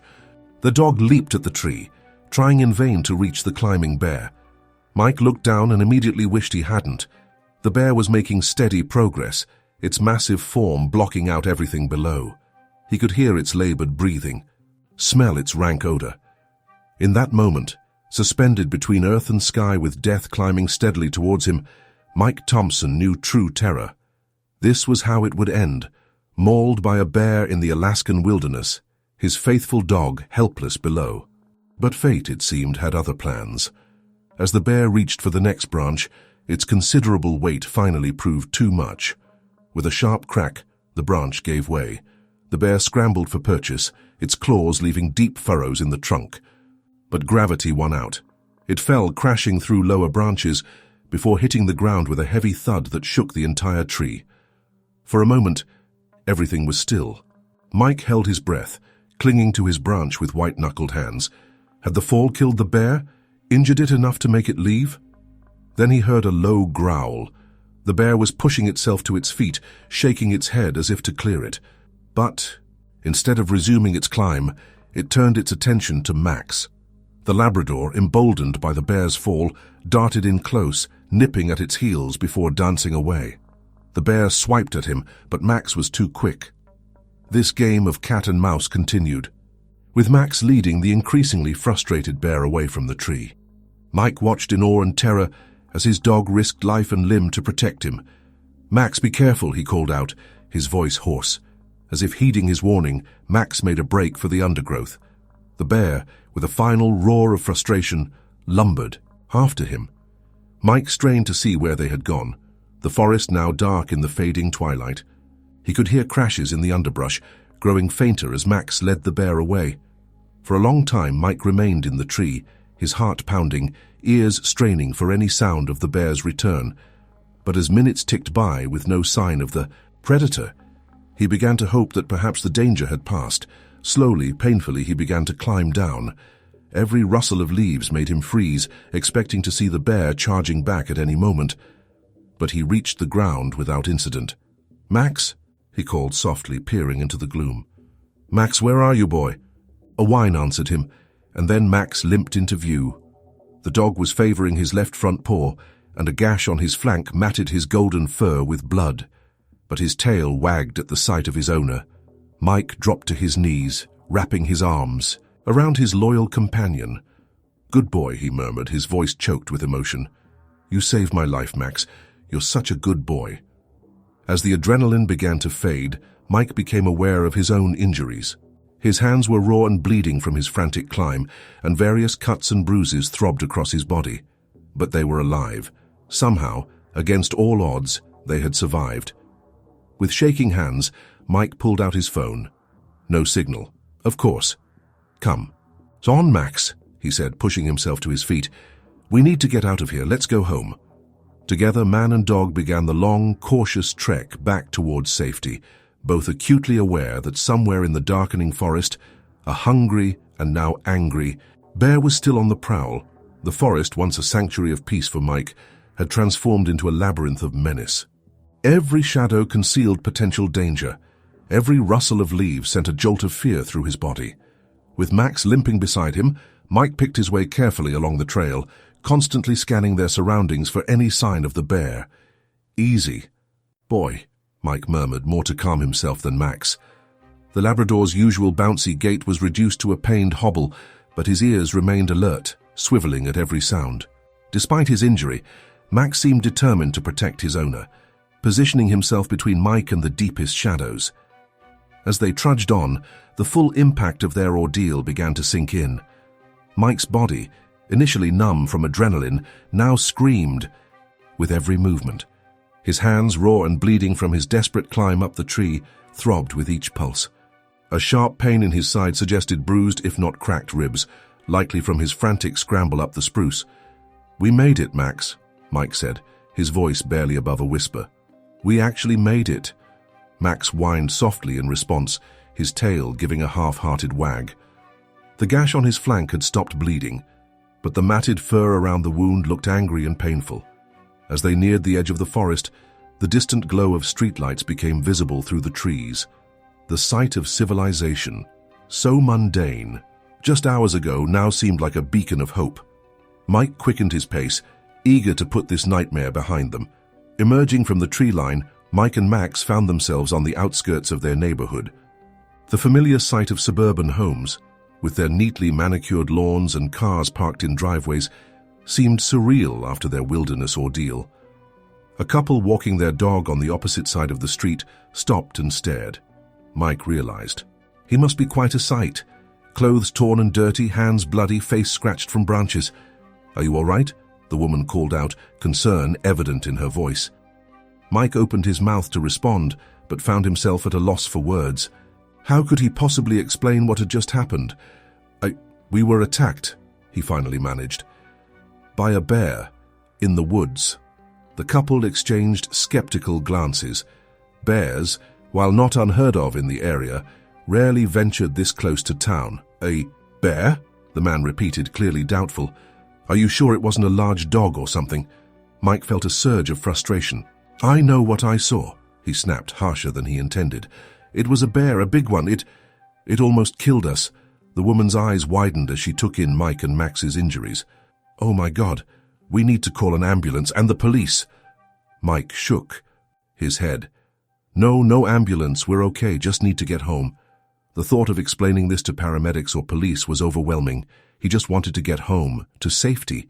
"At least let us give you a ride," the man offered, his skepticism replaced by concern. "Thanks, but we're close," Mike replied. "We'll be fine." Before the couple could protest further, Mike urged Max forward, limping down the sidewalk towards home. He could feel their eyes on his back as he walked away, could imagine the conversation they were having. A bear attack? In Fairbanks? Unlikely. The rest of the walk passed in a blur. Mike moved on autopilot, his mind replaying the attack in vivid detail. The bear's roar, the terror of the chase, the feeling of helplessness as he clung to the tree. It all seemed both impossibly distant and painfully immediate. Finally, they reached Mike's house. As he fumbled with his keys, the porch light flickered on, triggered by the motion sensor. In its harsh glare, Mike got his first clear look at Max's injuries. The gash on his flank was worse than he'd thought, a jagged tear that would definitely need stitches. "Oh, Max," Mike breathed, kneeling despite his protesting muscles to examine his brave companion. "What am I going to do with you, huh? You crazy, wonderful dog." Inside, the normalcy of his home felt jarring. The coffee mug from that morning still sat on the counter, a reminder of how drastically their day had veered from routine. Mike's first instinct was to call someone, his parents, a friend, anyone. But he hesitated. Who would believe him? Instead, he focused on immediate needs. He led Max to the bathroom, gently cleaning the dog's wounds with antiseptic. Max whimpered but stayed still, seemingly understanding the necessity of the treatment. "Good boy," Mike murmured, his voice thick with emotion. "You're the best dog in the world, you know that. You saved my life out there." With Max tended to, Mike finally allowed himself to assess his own injuries. His reflection in the mirror was shocking. A stranger stared back at him, wild-eyed and battered. Cuts and bruises marred his face, and his clothes were torn and stained with blood and dirt. As he cleaned his wounds, the reality of what had happened began to truly sink in. Tears welled up in his eyes, a mix of relief, fear, and delayed shock. He had nearly died today. If not for Max's bravery and sheer luck, he would be nothing more than another statistic, another cautionary tale about the dangers of the Alaskan wilderness. Once cleaned up, Mike collapsed onto his couch, Max curling, up at his feet despite his injuries. The adrenaline crash hit hard, leaving Mike exhausted yet too wired to sleep. He reached for his phone, hesitating before dialing a number. After several rings, a gruff voice answered. "Fairbanks Wildlife Division, this is Ranger Johnson." Mike took a deep breath. "Hi, I need to report a bear attack." There was a pause on the other end. "A bear attack? Where?" "On the trails near Creamer's Field," Mike replied. "It happened about 2 hours ago. A brown bear charged me and my dog while we were running. Are you injured? Do you need medical assistance?" The ranger's voice sharpened with concern. No, we're okay." "Well, banged up, but okay. We managed to escape." "Can you describe what happened?" Mike recounted the attack as best he could, his voice shaking at times as he relived the terror. When he finished, there was a long silence on the other end of the line. "Mr. Thompson," the ranger finally said, his tone carefully neutral. "Bear. Attacks are very rare in this area, especially this close to town. Are you certain it wasn't a moose? They can be quite aggressive, especially if startled." Mike felt a flare of anger. "I know what I saw," he insisted. "It was a bear, big, brown, angry. It chased us, tried to climb the tree I was in. My dog distracted it long enough for us to get away." All right, the ranger placated. "We'll send a team out to investigate the area in the morning. In the meantime, I'd advise you to stay out of the woods. If there is an aggressive bear in the area, it's best to let professionals handle it." After providing his contact information and approximate location of the attack, Mike hung up. He couldn't shake the feeling that the ranger didn't entirely believe him. And why should he? Bear attacks were indeed rare, especially so close to town. Sighing heavily, Mike leaned back on the couch. Max shifted, resting his head on Mike's lap. As he absently stroked his dog's ears, Mike's gaze fell on his running shoes, discarded by the door. The left one had a large tear in it, likely from his frantic climb up the tree. Those shoes, once a symbol of his daily routine, now seemed like artifacts from another life. Would he ever feel safe on those trails again? Could he ever look at the woods the same way? As the clock ticked past midnight, Mike Thompson sat in his living room, a changed man. The wilderness he had always seen as a place of beauty and peace had shown its teeth, reminding him of nature's brutal indifference. And while he had survived, he knew that the real challenge, making sense of this brush with death, convincing others of what had happened, finding a way to feel safe again, was only beginning. With a heavy sigh, Mike reached for his laptop. If the rangers didn't believe him, maybe others would. He opened a new document and began to type. "A bear attacked me while I was jogging with my dog in rural Alaska. This is my story." The morning after the attack dawned gray and overcast, matching Mike's somber mood. He had barely slept, jolting, awake at every creak of the house, his mind replaying the bear's roar and charge. Max, despite his injuries, had stayed vigilant at the foot of the bed all night, his presence a comforting anchor in the storm of Mike's thoughts. As Mike sipped his coffee, wincing at the way the mug aggravated his raw hands, a knock at the door made him jump. Max let out a low growl, limping to stand protectively in front of Mike. "Easy, boy," Mike murmured, patting the dog's head as he made his way to the door. Through the peephole, he saw two figures in ranger uniforms. Taking a deep breath, he opened the door. "Mr. Thompson," the older of the two rangers asked. At Mike's nod, he continued, "I'm Ranger Johnson. We spoke on the phone last night. This is my colleague, Ranger Martinez. We're here to follow up on your report." Mike stepped back, allowing them to enter. "Thanks for coming. I wasn't sure if we'd believe you." Ranger Johnson finished with a wry smile. "Bear attacks are rare but not unheard of. We take all reports seriously." As they settled in the living room, Ranger Martinez knelt to examine Max. "This the dog that saved you?" she asked, her voice soft as she gently probed the Labrador's injuries. Mike nodded, a lump forming in his throat. "Yeah, that's Max. He was incredible. Without him, I wouldn't be here." Ranger Johnson pulled out a notepad. "Why don't you walk us through what happened, Mr. Thompson? Every detail you can remember." For the next hour, Mike recounted the events of the previous evening. The rangers listened intently, occasionally interjecting with questions about the bear's size, behavior, and distinguishing features. Mike described the scar on the bear's snout and the patch of missing fur, details that seemed to pique the rangers' interest. "Sounds like you might have encountered Bear 237, Ranger Martinez said, exchanging a glance with her colleague. Bear 237, Mike asked, leaning forward. Ranger Johnson nodded. A female we've been tracking for a few years. She's known to be more aggressive than most, especially when she's just come out of hibernation. The description matches: scar on the snout, patch of missing fur on the left flank. A chill ran down Mike's spine. The bear had a name, a history. Somehow that made the encounter even more terrifying in retrospect. We'll need to check out the scene, Ranger Martinez said, standing up. Would you be willing to show us where it happened? Mike hesitated, the thought of returning to the site of the attack filling him with dread, but he knew it was necessary. Yeah, I can do that, but Max should stay here and rest, Ranger Johnson finished. Don't worry, we'll keep an eye out. Safety in numbers, right? An hour later, Mike found himself retracing his steps from the previous evening, this time with 2 armed rangers flanking him. The familiar trail, once a source of peace and exercise, now seemed alien and threatening. Every rustle in the undergrowth made him flinch. As they neared the site of the attack, Mike's pace slowed. It was right around here, he said, his voice barely above a whisper. The rangers moved forward, their experienced eyes scanning the area. Ranger Martinez knelt, examining the ground. Tracks, she called out. Definitely ursine. Big one, too.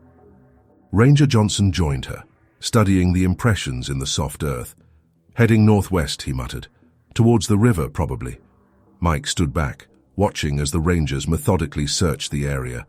They found more tracks, some matted vegetation where the bear had charged through, and most chillingly, tufts of Max's fur caught on a low branch. There's the tree, Mike said, pointing to the spruce he had climbed. Even in daylight it looked impossibly tall and precarious. Ranger Martinez examined the trunk, her fingers tracing the deep gouges left by the bear's claws. You're lucky this held, she said, her tone a mix of admiration and concern. Bears aren't usually this persistent. In climbing, she must have been really hungry, Ranger Johnson added, just out of hibernation, desperate for a meal. It's not typical behavior, but it happens. As the rangers continued their investigation, taking photos and measurements, Mike found himself reliving the terror of the attack. The bear's roar seemed to echo in his ears, and he could almost smell its rank breath. Mr. Thompson? Ranger Martinez's voice snapped him back to the present. Are you all right? Mike realized he was shaking. Yeah, I just... It's okay, she said gently. What you went through was traumatic. It's normal to feel shaken up. Ranger Johnson approached, his expression serious. Well, there's no doubt about it. This was definitely a bear attack, and a serious one at that.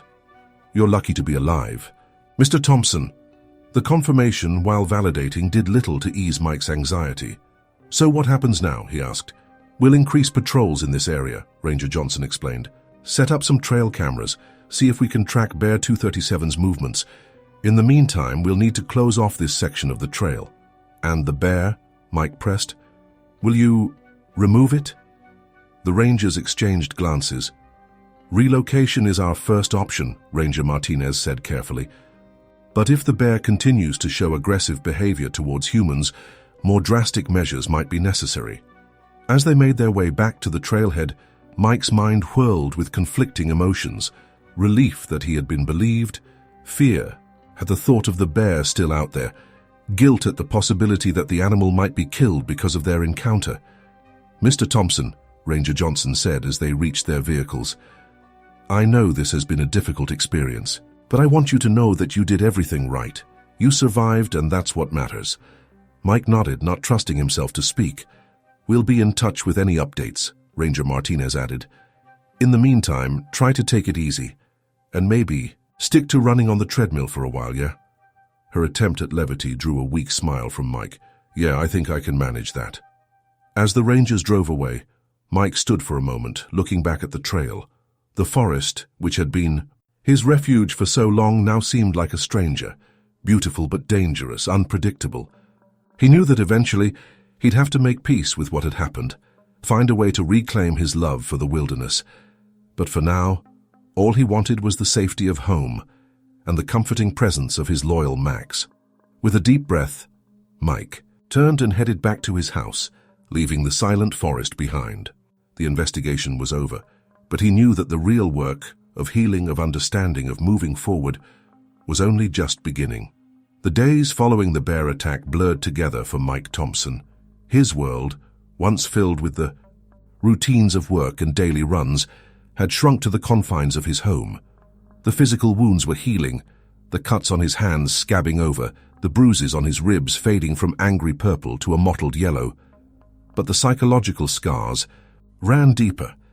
Every night Mike found himself jolting awake, drenched in sweat, the bear's roar echoing in his ears. During the day, unexpected noises, a car backfiring, a door slamming, would send his heart racing, his body instinctively tensing for flight. The forest, once a source of solace and rejuvenation, now loomed beyond his windows like a green wall of menace. Max, ever loyal, rarely left Mike's side.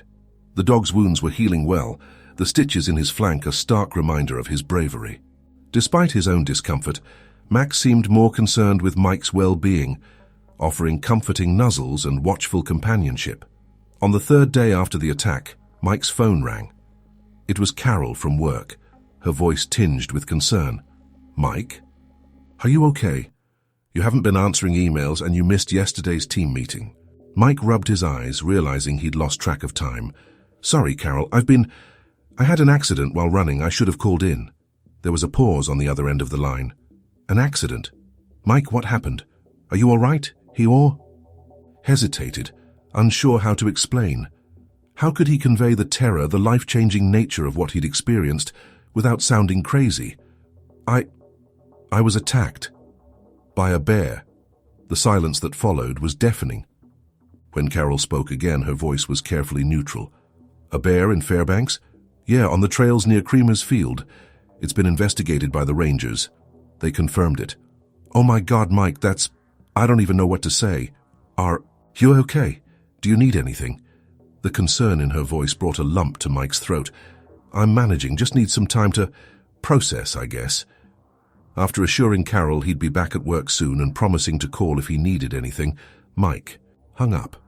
The conversation left him feeling drained but also oddly relieved. Telling someone, having his experience acknowledged, felt like a small step towards normalcy. As the days passed, Mike found himself spending hours at his computer, researching bear attacks and survivor stories. He pored over statistics, safety, guidelines, and first-hand accounts. Some part of him hoped that understanding might lessen the fear, that knowledge could be a shield against the nightmares. One evening, as he scrolled through yet another wildlife forum, he came across a post that caught his eye. It was from a hiker who had survived a grizzly attack in Denali National Park. The details were different, but the emotions, the terror, the helplessness, the lingering trauma, resonated deeply with Mike. Without really thinking about it, he began to type a response. "I know exactly how you feel. 2 weeks ago I was attacked by a brown bear while jogging near Fairbanks. My dog saved my life, distracting the bear long enough for me to climb a tree. I can't stop reliving it. The sound of its roar, the feeling of utter helplessness as it tried to climb after me. How do you move past something like this?" His finger hovered over the post button. Part of him worried about putting his experience out there, exposing himself to potential disbelief or ridicule. But a larger part craved connection, understanding from someone who had been through something similar. He clicked post. The response came faster than he expected. Within an hour, his inbox was flooded with messages.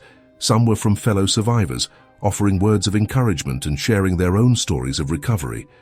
Others were from wildlife enthusiasts and local hikers, expressing concern and asking for more details about the location of the attack. One message in particular stood out. It was from a psychologist specializing in trauma recovery. "Dear Mike, your post caught my attention. What you're experiencing, the nightmares, the hypervigilance, the fear, these are all normal responses to a traumatic event. Have you considered speaking with a professional? Trauma-focused therapy can be incredibly helpful in processing experiences like yours and finding a way forward. If you're interested, I'd be happy to recommend some resources in the Fairbanks area. Take care, Doctor." Sarah Jennings. Mike stared at the message for a long time. He'd never considered therapy before, had always prided himself on his self-reliance. But the thought of carrying this fear, this constant tension, indefinitely. It was exhausting. With a deep breath, he hit reply. "Dr. Jennings, thank you for reaching out.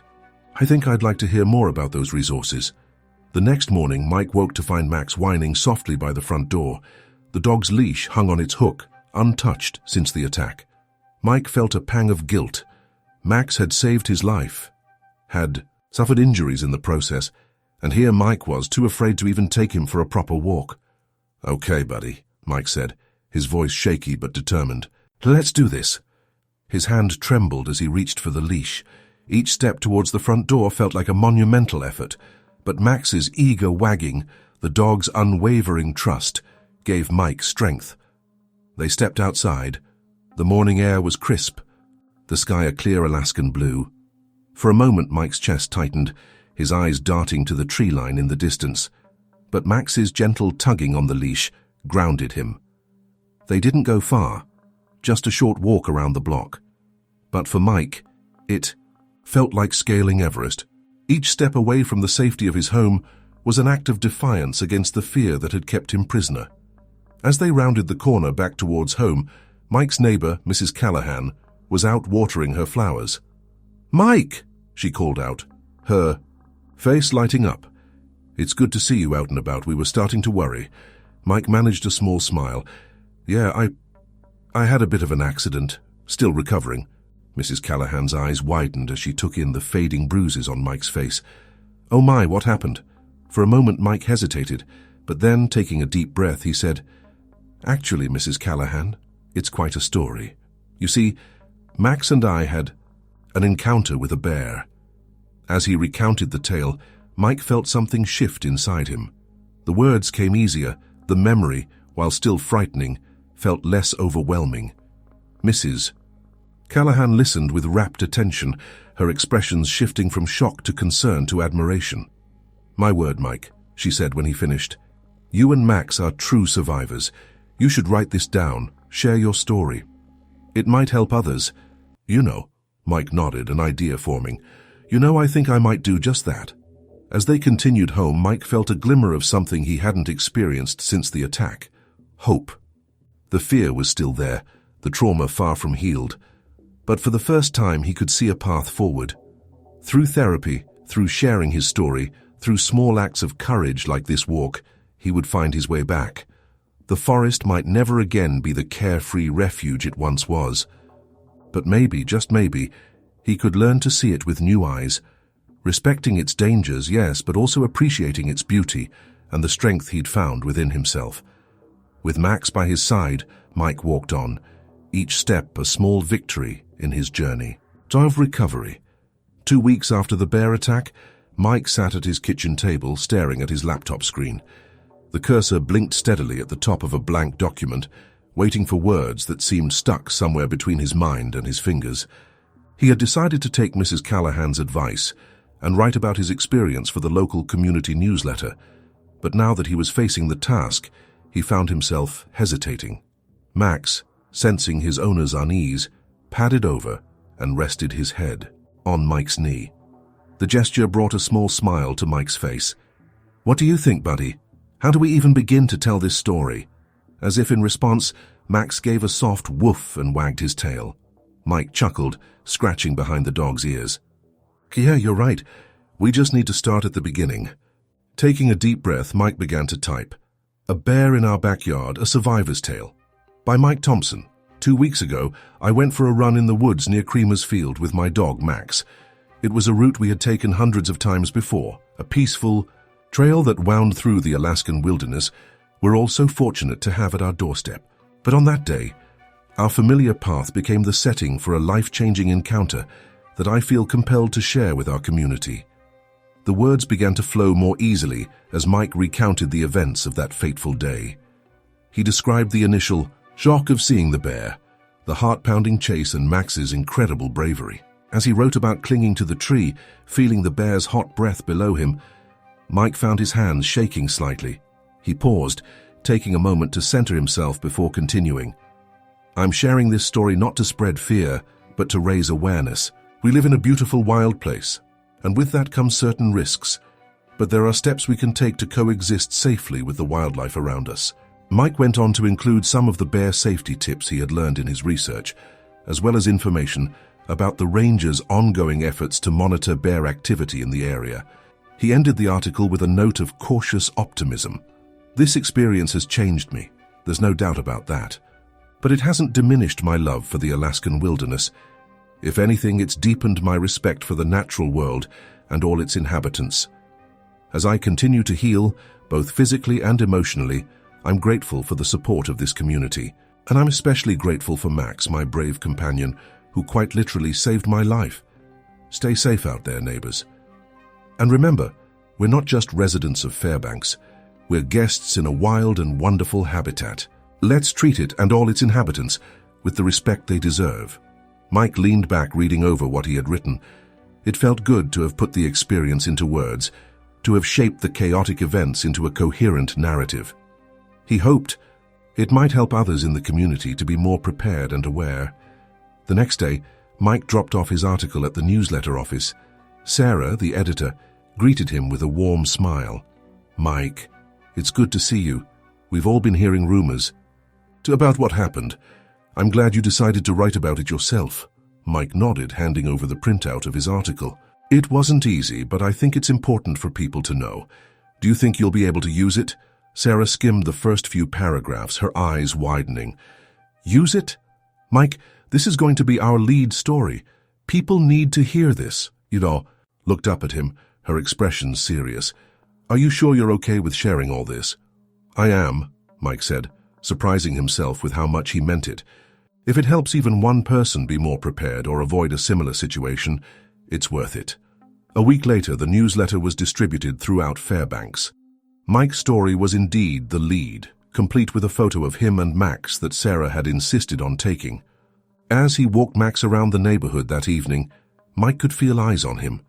Neighbors who had previously given him no more than a casual wave now stopped to talk. "Mike, I had no idea," Mrs. Johnson from 2 doors down said, her eyes wide. "How terrifying that must have been. You're so brave for sharing your story." Mike smiled, a bit uncomfortable with the attention but appreciative of the support. "Thanks, Mrs. Johnson. I just hope it helps people be more careful out there." As they continued their walk, Mike and Max passed by the trailhead that led into the woods. Yellow caution tape still cordoned off the area, a stark reminder of the danger that lurked beyond. Mike felt a familiar tightness in his chest as he looked at the trees, but it was less overwhelming than before. Writing the article, sharing his experience, had been cathartic in a way he hadn't expected. That night, as Mike settled into bed with Max curled up at his feet, his phone buzzed with a text message. It was from Carol, his co-worker. "Just read. Your article in the newsletter. Mike, I had no idea it was that serious. I'm so sorry for not realizing sooner. Please let me know if there's anything I can do to help. And give Max an extra treat from me. He's a true hero." Mike smiled, reaching down to pat Max's head. "Hear that, buddy? You're a celebrity now." As he drifted off to sleep, Mike felt a sense of peace he hadn't experienced since the attack. The nightmares might not be gone for good, and he knew he still had a long way to go in his recovery. But sharing his story had lifted a weight he didn't even realize he'd been carrying. In the days that followed, Mike received a steady stream of messages from community members. Some shared their own encounters with wildlife, others offered words of support and admiration. A few even suggested he expand his article into a book or speak at local schools about wilderness safety. While flattered by the attention, Mike found himself more focused on his own healing journey. He continued his therapy sessions, gradually working through the trauma of the attack. Each day, he and Max ventured a little further on their walks, slowly reclaiming their relationship with the outdoors. One afternoon, about a month after the newsletter was published, Mike received a call from Ranger Johnson. "Mr. Thompson, I hope I'm not bothering you," the ranger said. "I just wanted to let you know that we've been monitoring the area where your attack occurred. There haven't been any further sightings of Bear 237 near residential areas. We think she's moved further into the backcountry." Mike let out a breath he didn't realize he'd been holding. That's good to hear. Thank you for letting me know." "Your article in the newsletter, it's made a real difference," Ranger Johnson continued. We've seen an uptick in people taking bear safety courses and buying proper gear. You've probably helped prevent future incidents." As Mike hung up the phone, he felt a surge of emotions, relief, pride, and a renewed sense of purpose. His encounter with the bear had been traumatic, yes, but it had also given him a platform to effect positive change in his community. He looked down at Max, who was watching him with those loyal brown eyes. "What do you say, buddy? Think we're ready to hit the trails again soon?" Max's tail thumped against the floor, his whole body wiggling with excitement at the familiar word. Mike laughed, truly laughed, for the first time in weeks. All right. We'll start small, but we'll get there together." As the Alaskan sun began to set, painting the sky in brilliant hues of orange and pink, Mike Thompson stood at his window, looking out at the forest beyond. The woods were still wild and unpredictable. But now, alongside the lingering fear, he felt something else, a deep respect for the wilderness and a determination to find his place within it once again. The early morning mist hung low over Fairbanks as Mike Thompson laced up his running shoes. His hands trembled slightly, but his jaw was set with determination. It had been 2 months since the bear attack, and today was the day he had been both dreading and longing for, his first run back on the trails. Max watched intently from his spot by the door, tail wagging with anticipation. The loyal Labrador had made a full recovery, his scars now hidden beneath a glossy coat of fur. Mike, on the other hand, still bore the invisible scars of their encounter. "Ready for this, buddy?" Mike asked, his voice betraying a mix of excitement and apprehension. Max responded with an enthusiastic bark, clearly eager to return to their old routine. As they stepped outside, the cool Alaskan air filled Mike's lungs. He took a moment to survey his surroundings, a habit he'd developed since the attack. The street was quiet, most of his neighbors still asleep on this Saturday morning. Mike and Max made their way towards the trailhead, their pace slower than their pre-attack jogs. With each step closer to the forest, Mike felt his heart rate increasing, and not just from the physical exertion. At the edge of the woods, Mike paused. The yellow caution tape that had cordoned off the area was gone, replaced by a new sign detailing bear safety guidelines. He read it carefully, even though he had practically memorized every bear safety manual he could find over the past 2 months. "Okay, Max," Mike said, taking a deep breath. "Let's do this, nice and easy." They entered the trail, the familiar scent of pine and damp earth enveloping them. The forest, which had once been a source of peace for Mike, now seemed alive with potential threats. Every rustle of leaves, every snapping twig, sent a jolt of adrenaline through his system. About a quarter-mile in, Mike spotted a figure up ahead. As they drew closer, he recognized Sarah, the community newsletter editor. "Mike," Sarah called out, surprise evident in her voice. "I didn't expect to see you out here." Mike managed a small smile. "First time back," he admitted. "Trying to face my fears, I guess." Sarah's expression softened with understanding. "That's really brave of you. How are you feeling?" "Honestly?" "Terrified." Mike chuckled nervously. "But also, I don't know, determined? I miss this, the peace of the woods, the exercise." Sarah nodded. "I can imagine. Your article really opened a lot of people's eyes, including mine. I've started carrying bear spray on my hikes now." They chatted for a few more minutes, Sarah's presence helping to ease some of Mike's tension. As they parted ways, she called back, "Stay safe out there, Mike, and remember, you're not alone. The whole community's got your back." Her words buoyed Mike's spirits as he and Max continued deeper into the forest. The familiar landmarks took on new meaning. The old lightning-struck tree where he used to pause for water, the moss-covered boulder that marked the halfway point of his usual route. As they approached the area where the attack had occurred, Mike felt his chest tighten. Max, sensing his distress, pressed closer to his side. "It's okay, boy," Mike murmured, more to himself than to Max. "We're okay." They slowed to a walk as they entered the clearing. Mike's eyes were drawn to the spruce, tree he had climbed to escape the bear. The scars left by the bear's claws were still visible on its trunk, a stark reminder of that terrifying day. Mike stood there for a long moment, memories washing over him. The bear's roar, the feeling of helplessness as he clung to the tree, Max's bravery in distracting the massive predator, it all came flooding back. But something was different this time. The memories, while still intense, didn't overwhelm him as they once had. Instead, Mike found himself filled with a profound sense of gratitude for his survival, for Max's loyalty, for the support of his community. "We made it, Max," he said, softly, kneeling down to ruffle the dog's ears. "We really made it." As if on cue, a chickadee's cheerful song broke the silence. Mike looked up to see the small bird flitting between branches, going about its day without a care in the world. The simple beauty of the moment brought tears to his eyes. Wiping them away, Mike stood up, a new resolve filling him. "Come on, boy. Let's finish this run." They picked up their pace, moving beyond the site of the attack. With each step, Mike felt a little lighter, a little stronger. The forest, which had seemed so menacing earlier, began to reveal its beauty once more. The dappled sunlight through the leaves, the soft carpet of pine needles underfoot, the distant call of a loon. As they neared the end of the trail, Mike realized he was smiling. The run hadn't been easy. His muscles protested the exertion after months of relative inactivity, and the psychological toll had been significant. But he had done it. He had faced his fears and reclaimed a piece of himself that he thought he had lost forever. Emerging from the woods, Mike and Max were greeted by an unexpected sight. A small group of people were gathered at the trailhead, including Ranger Johnson, Mrs. Callahan, and several of Mike's neighbors.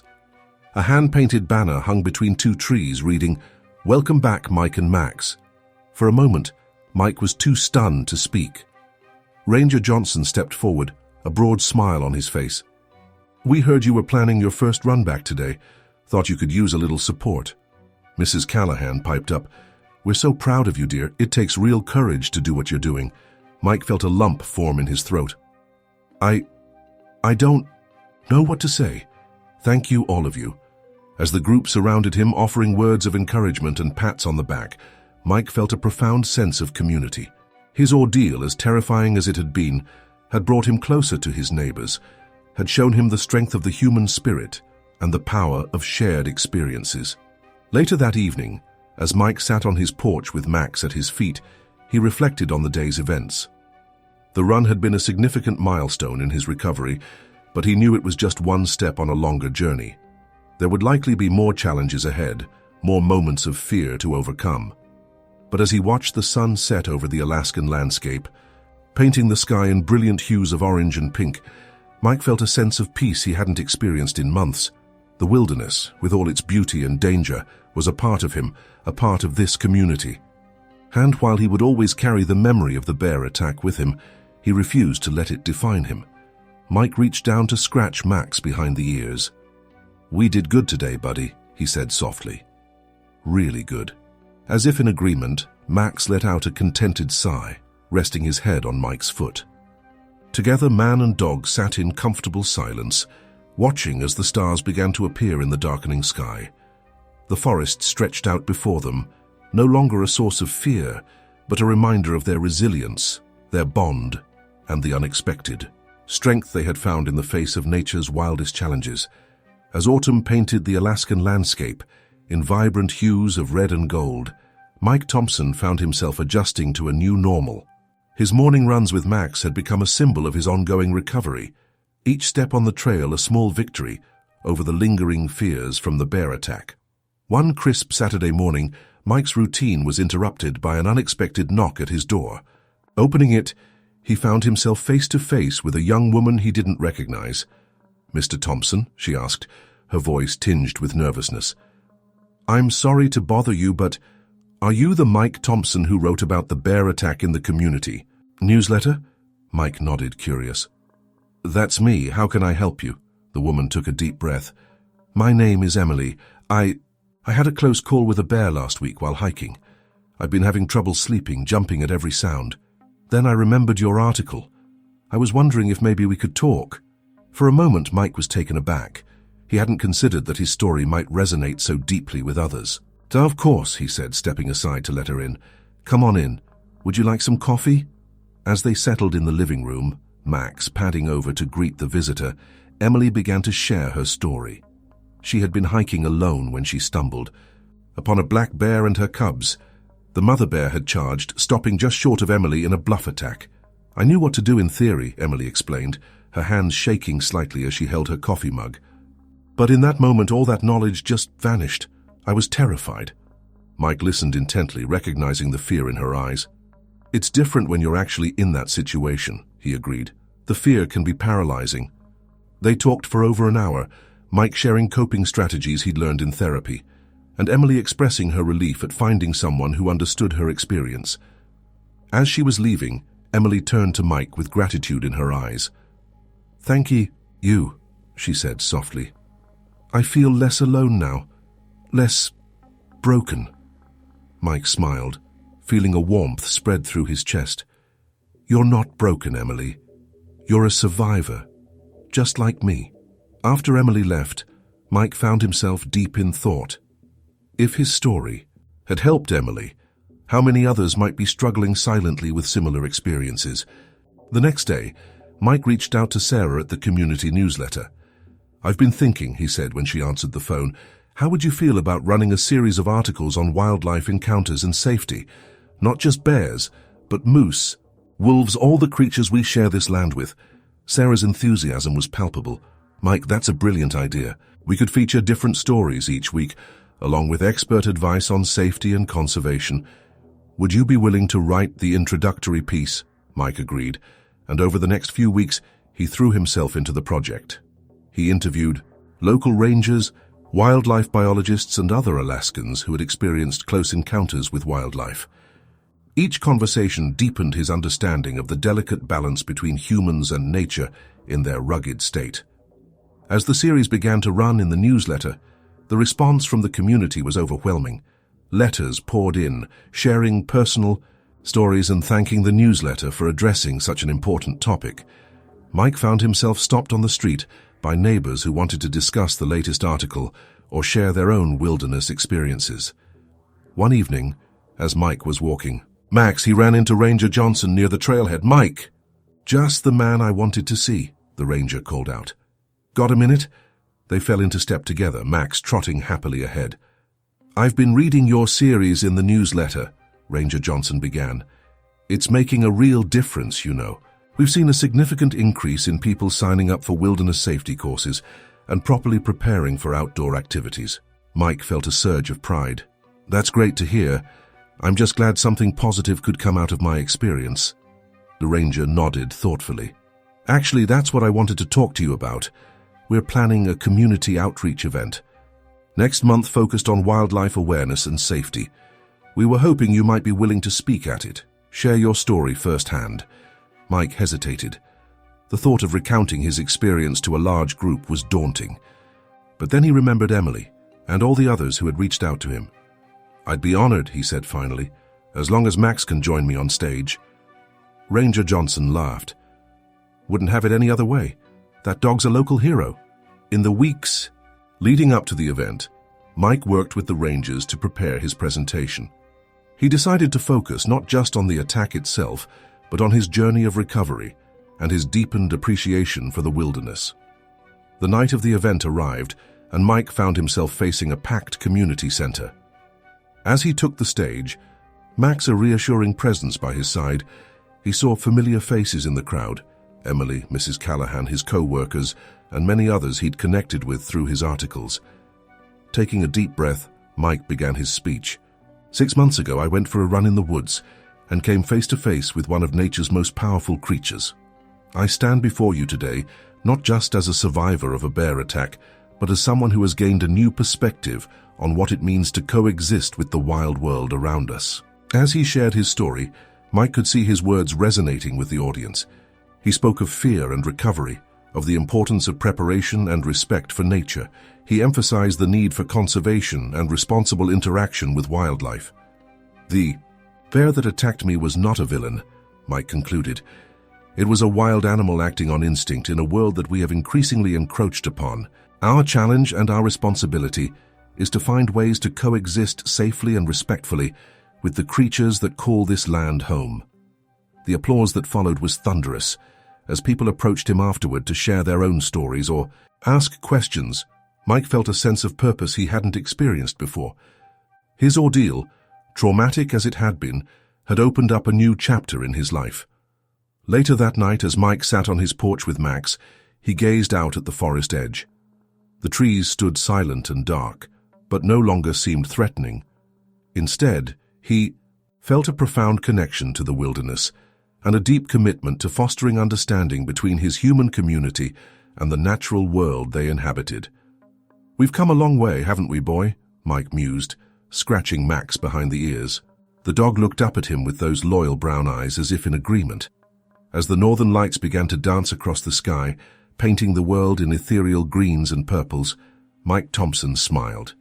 He had entered the woods 6 months ago as just another jogger. He had emerged as a survivor, a storyteller, and an advocate for the wild heart of Alaska.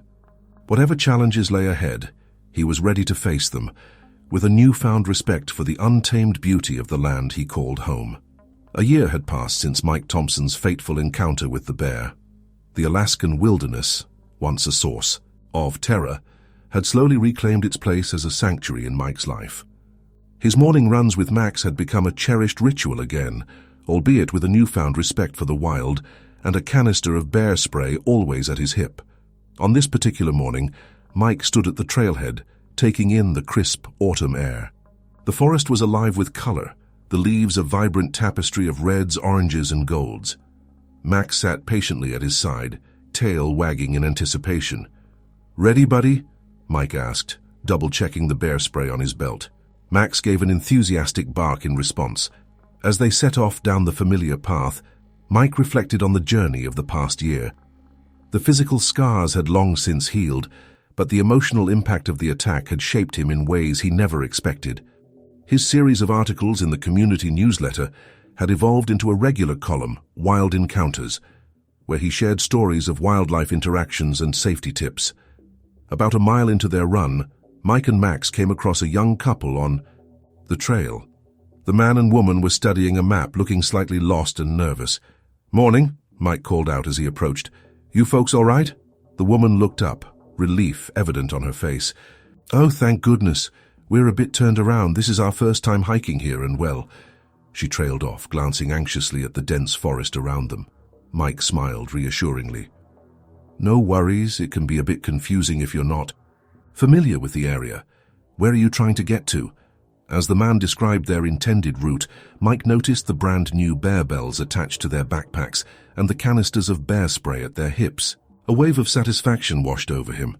His efforts to raise awareness were having a tangible impact.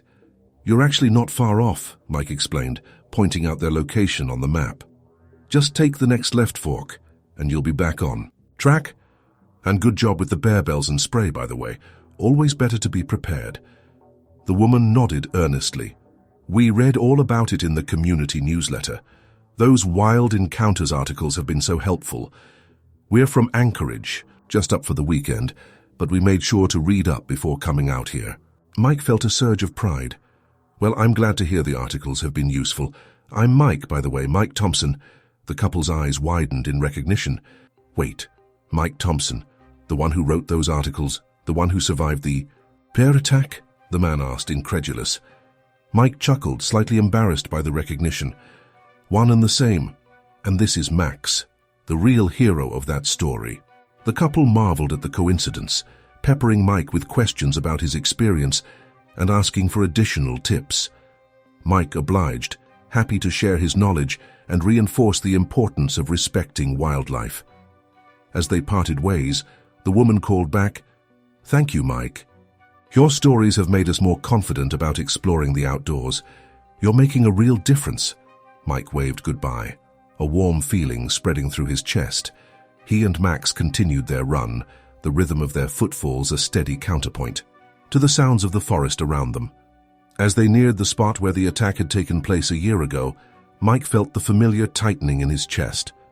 But it was different now, less of a paralyzing fear and more of a solemn remembrance. He slowed to a walk, Max matching his pace. "Well, buddy," Mike said softly, looking around the clearing. "Here we are again." The scars on the tree where he had sought refuge were still visible, though somewhat faded.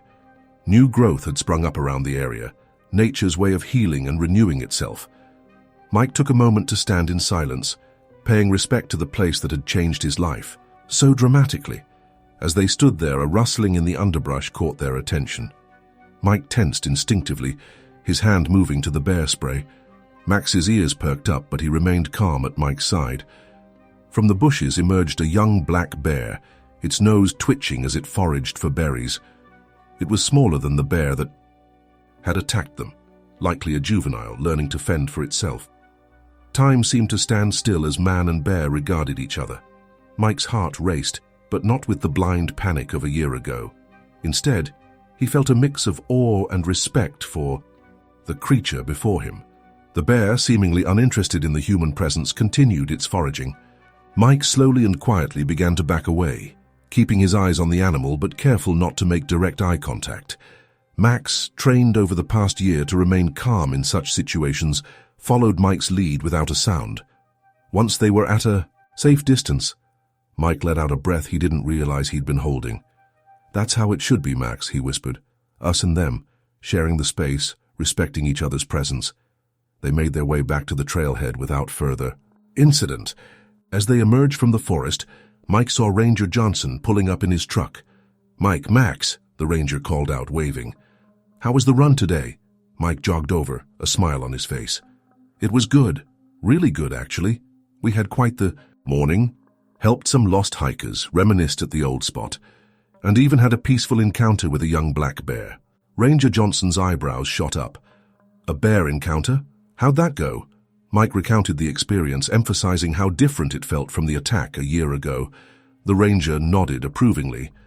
"Sounds like you handled it perfectly, Mike. You've come a long way from that day.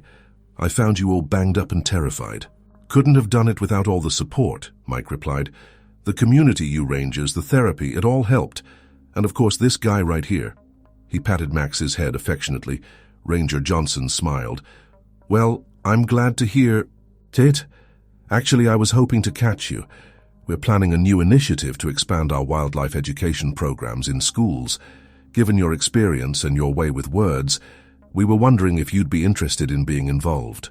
Maybe give some talks, help develop the curriculum." Mike felt a spark of excitement at the idea. "I'd be honored," he said without hesitation. "Anything I can do to help people understand and coexist with the wildlife around us." As he and Max headed home, Mike felt a profound sense of gratitude.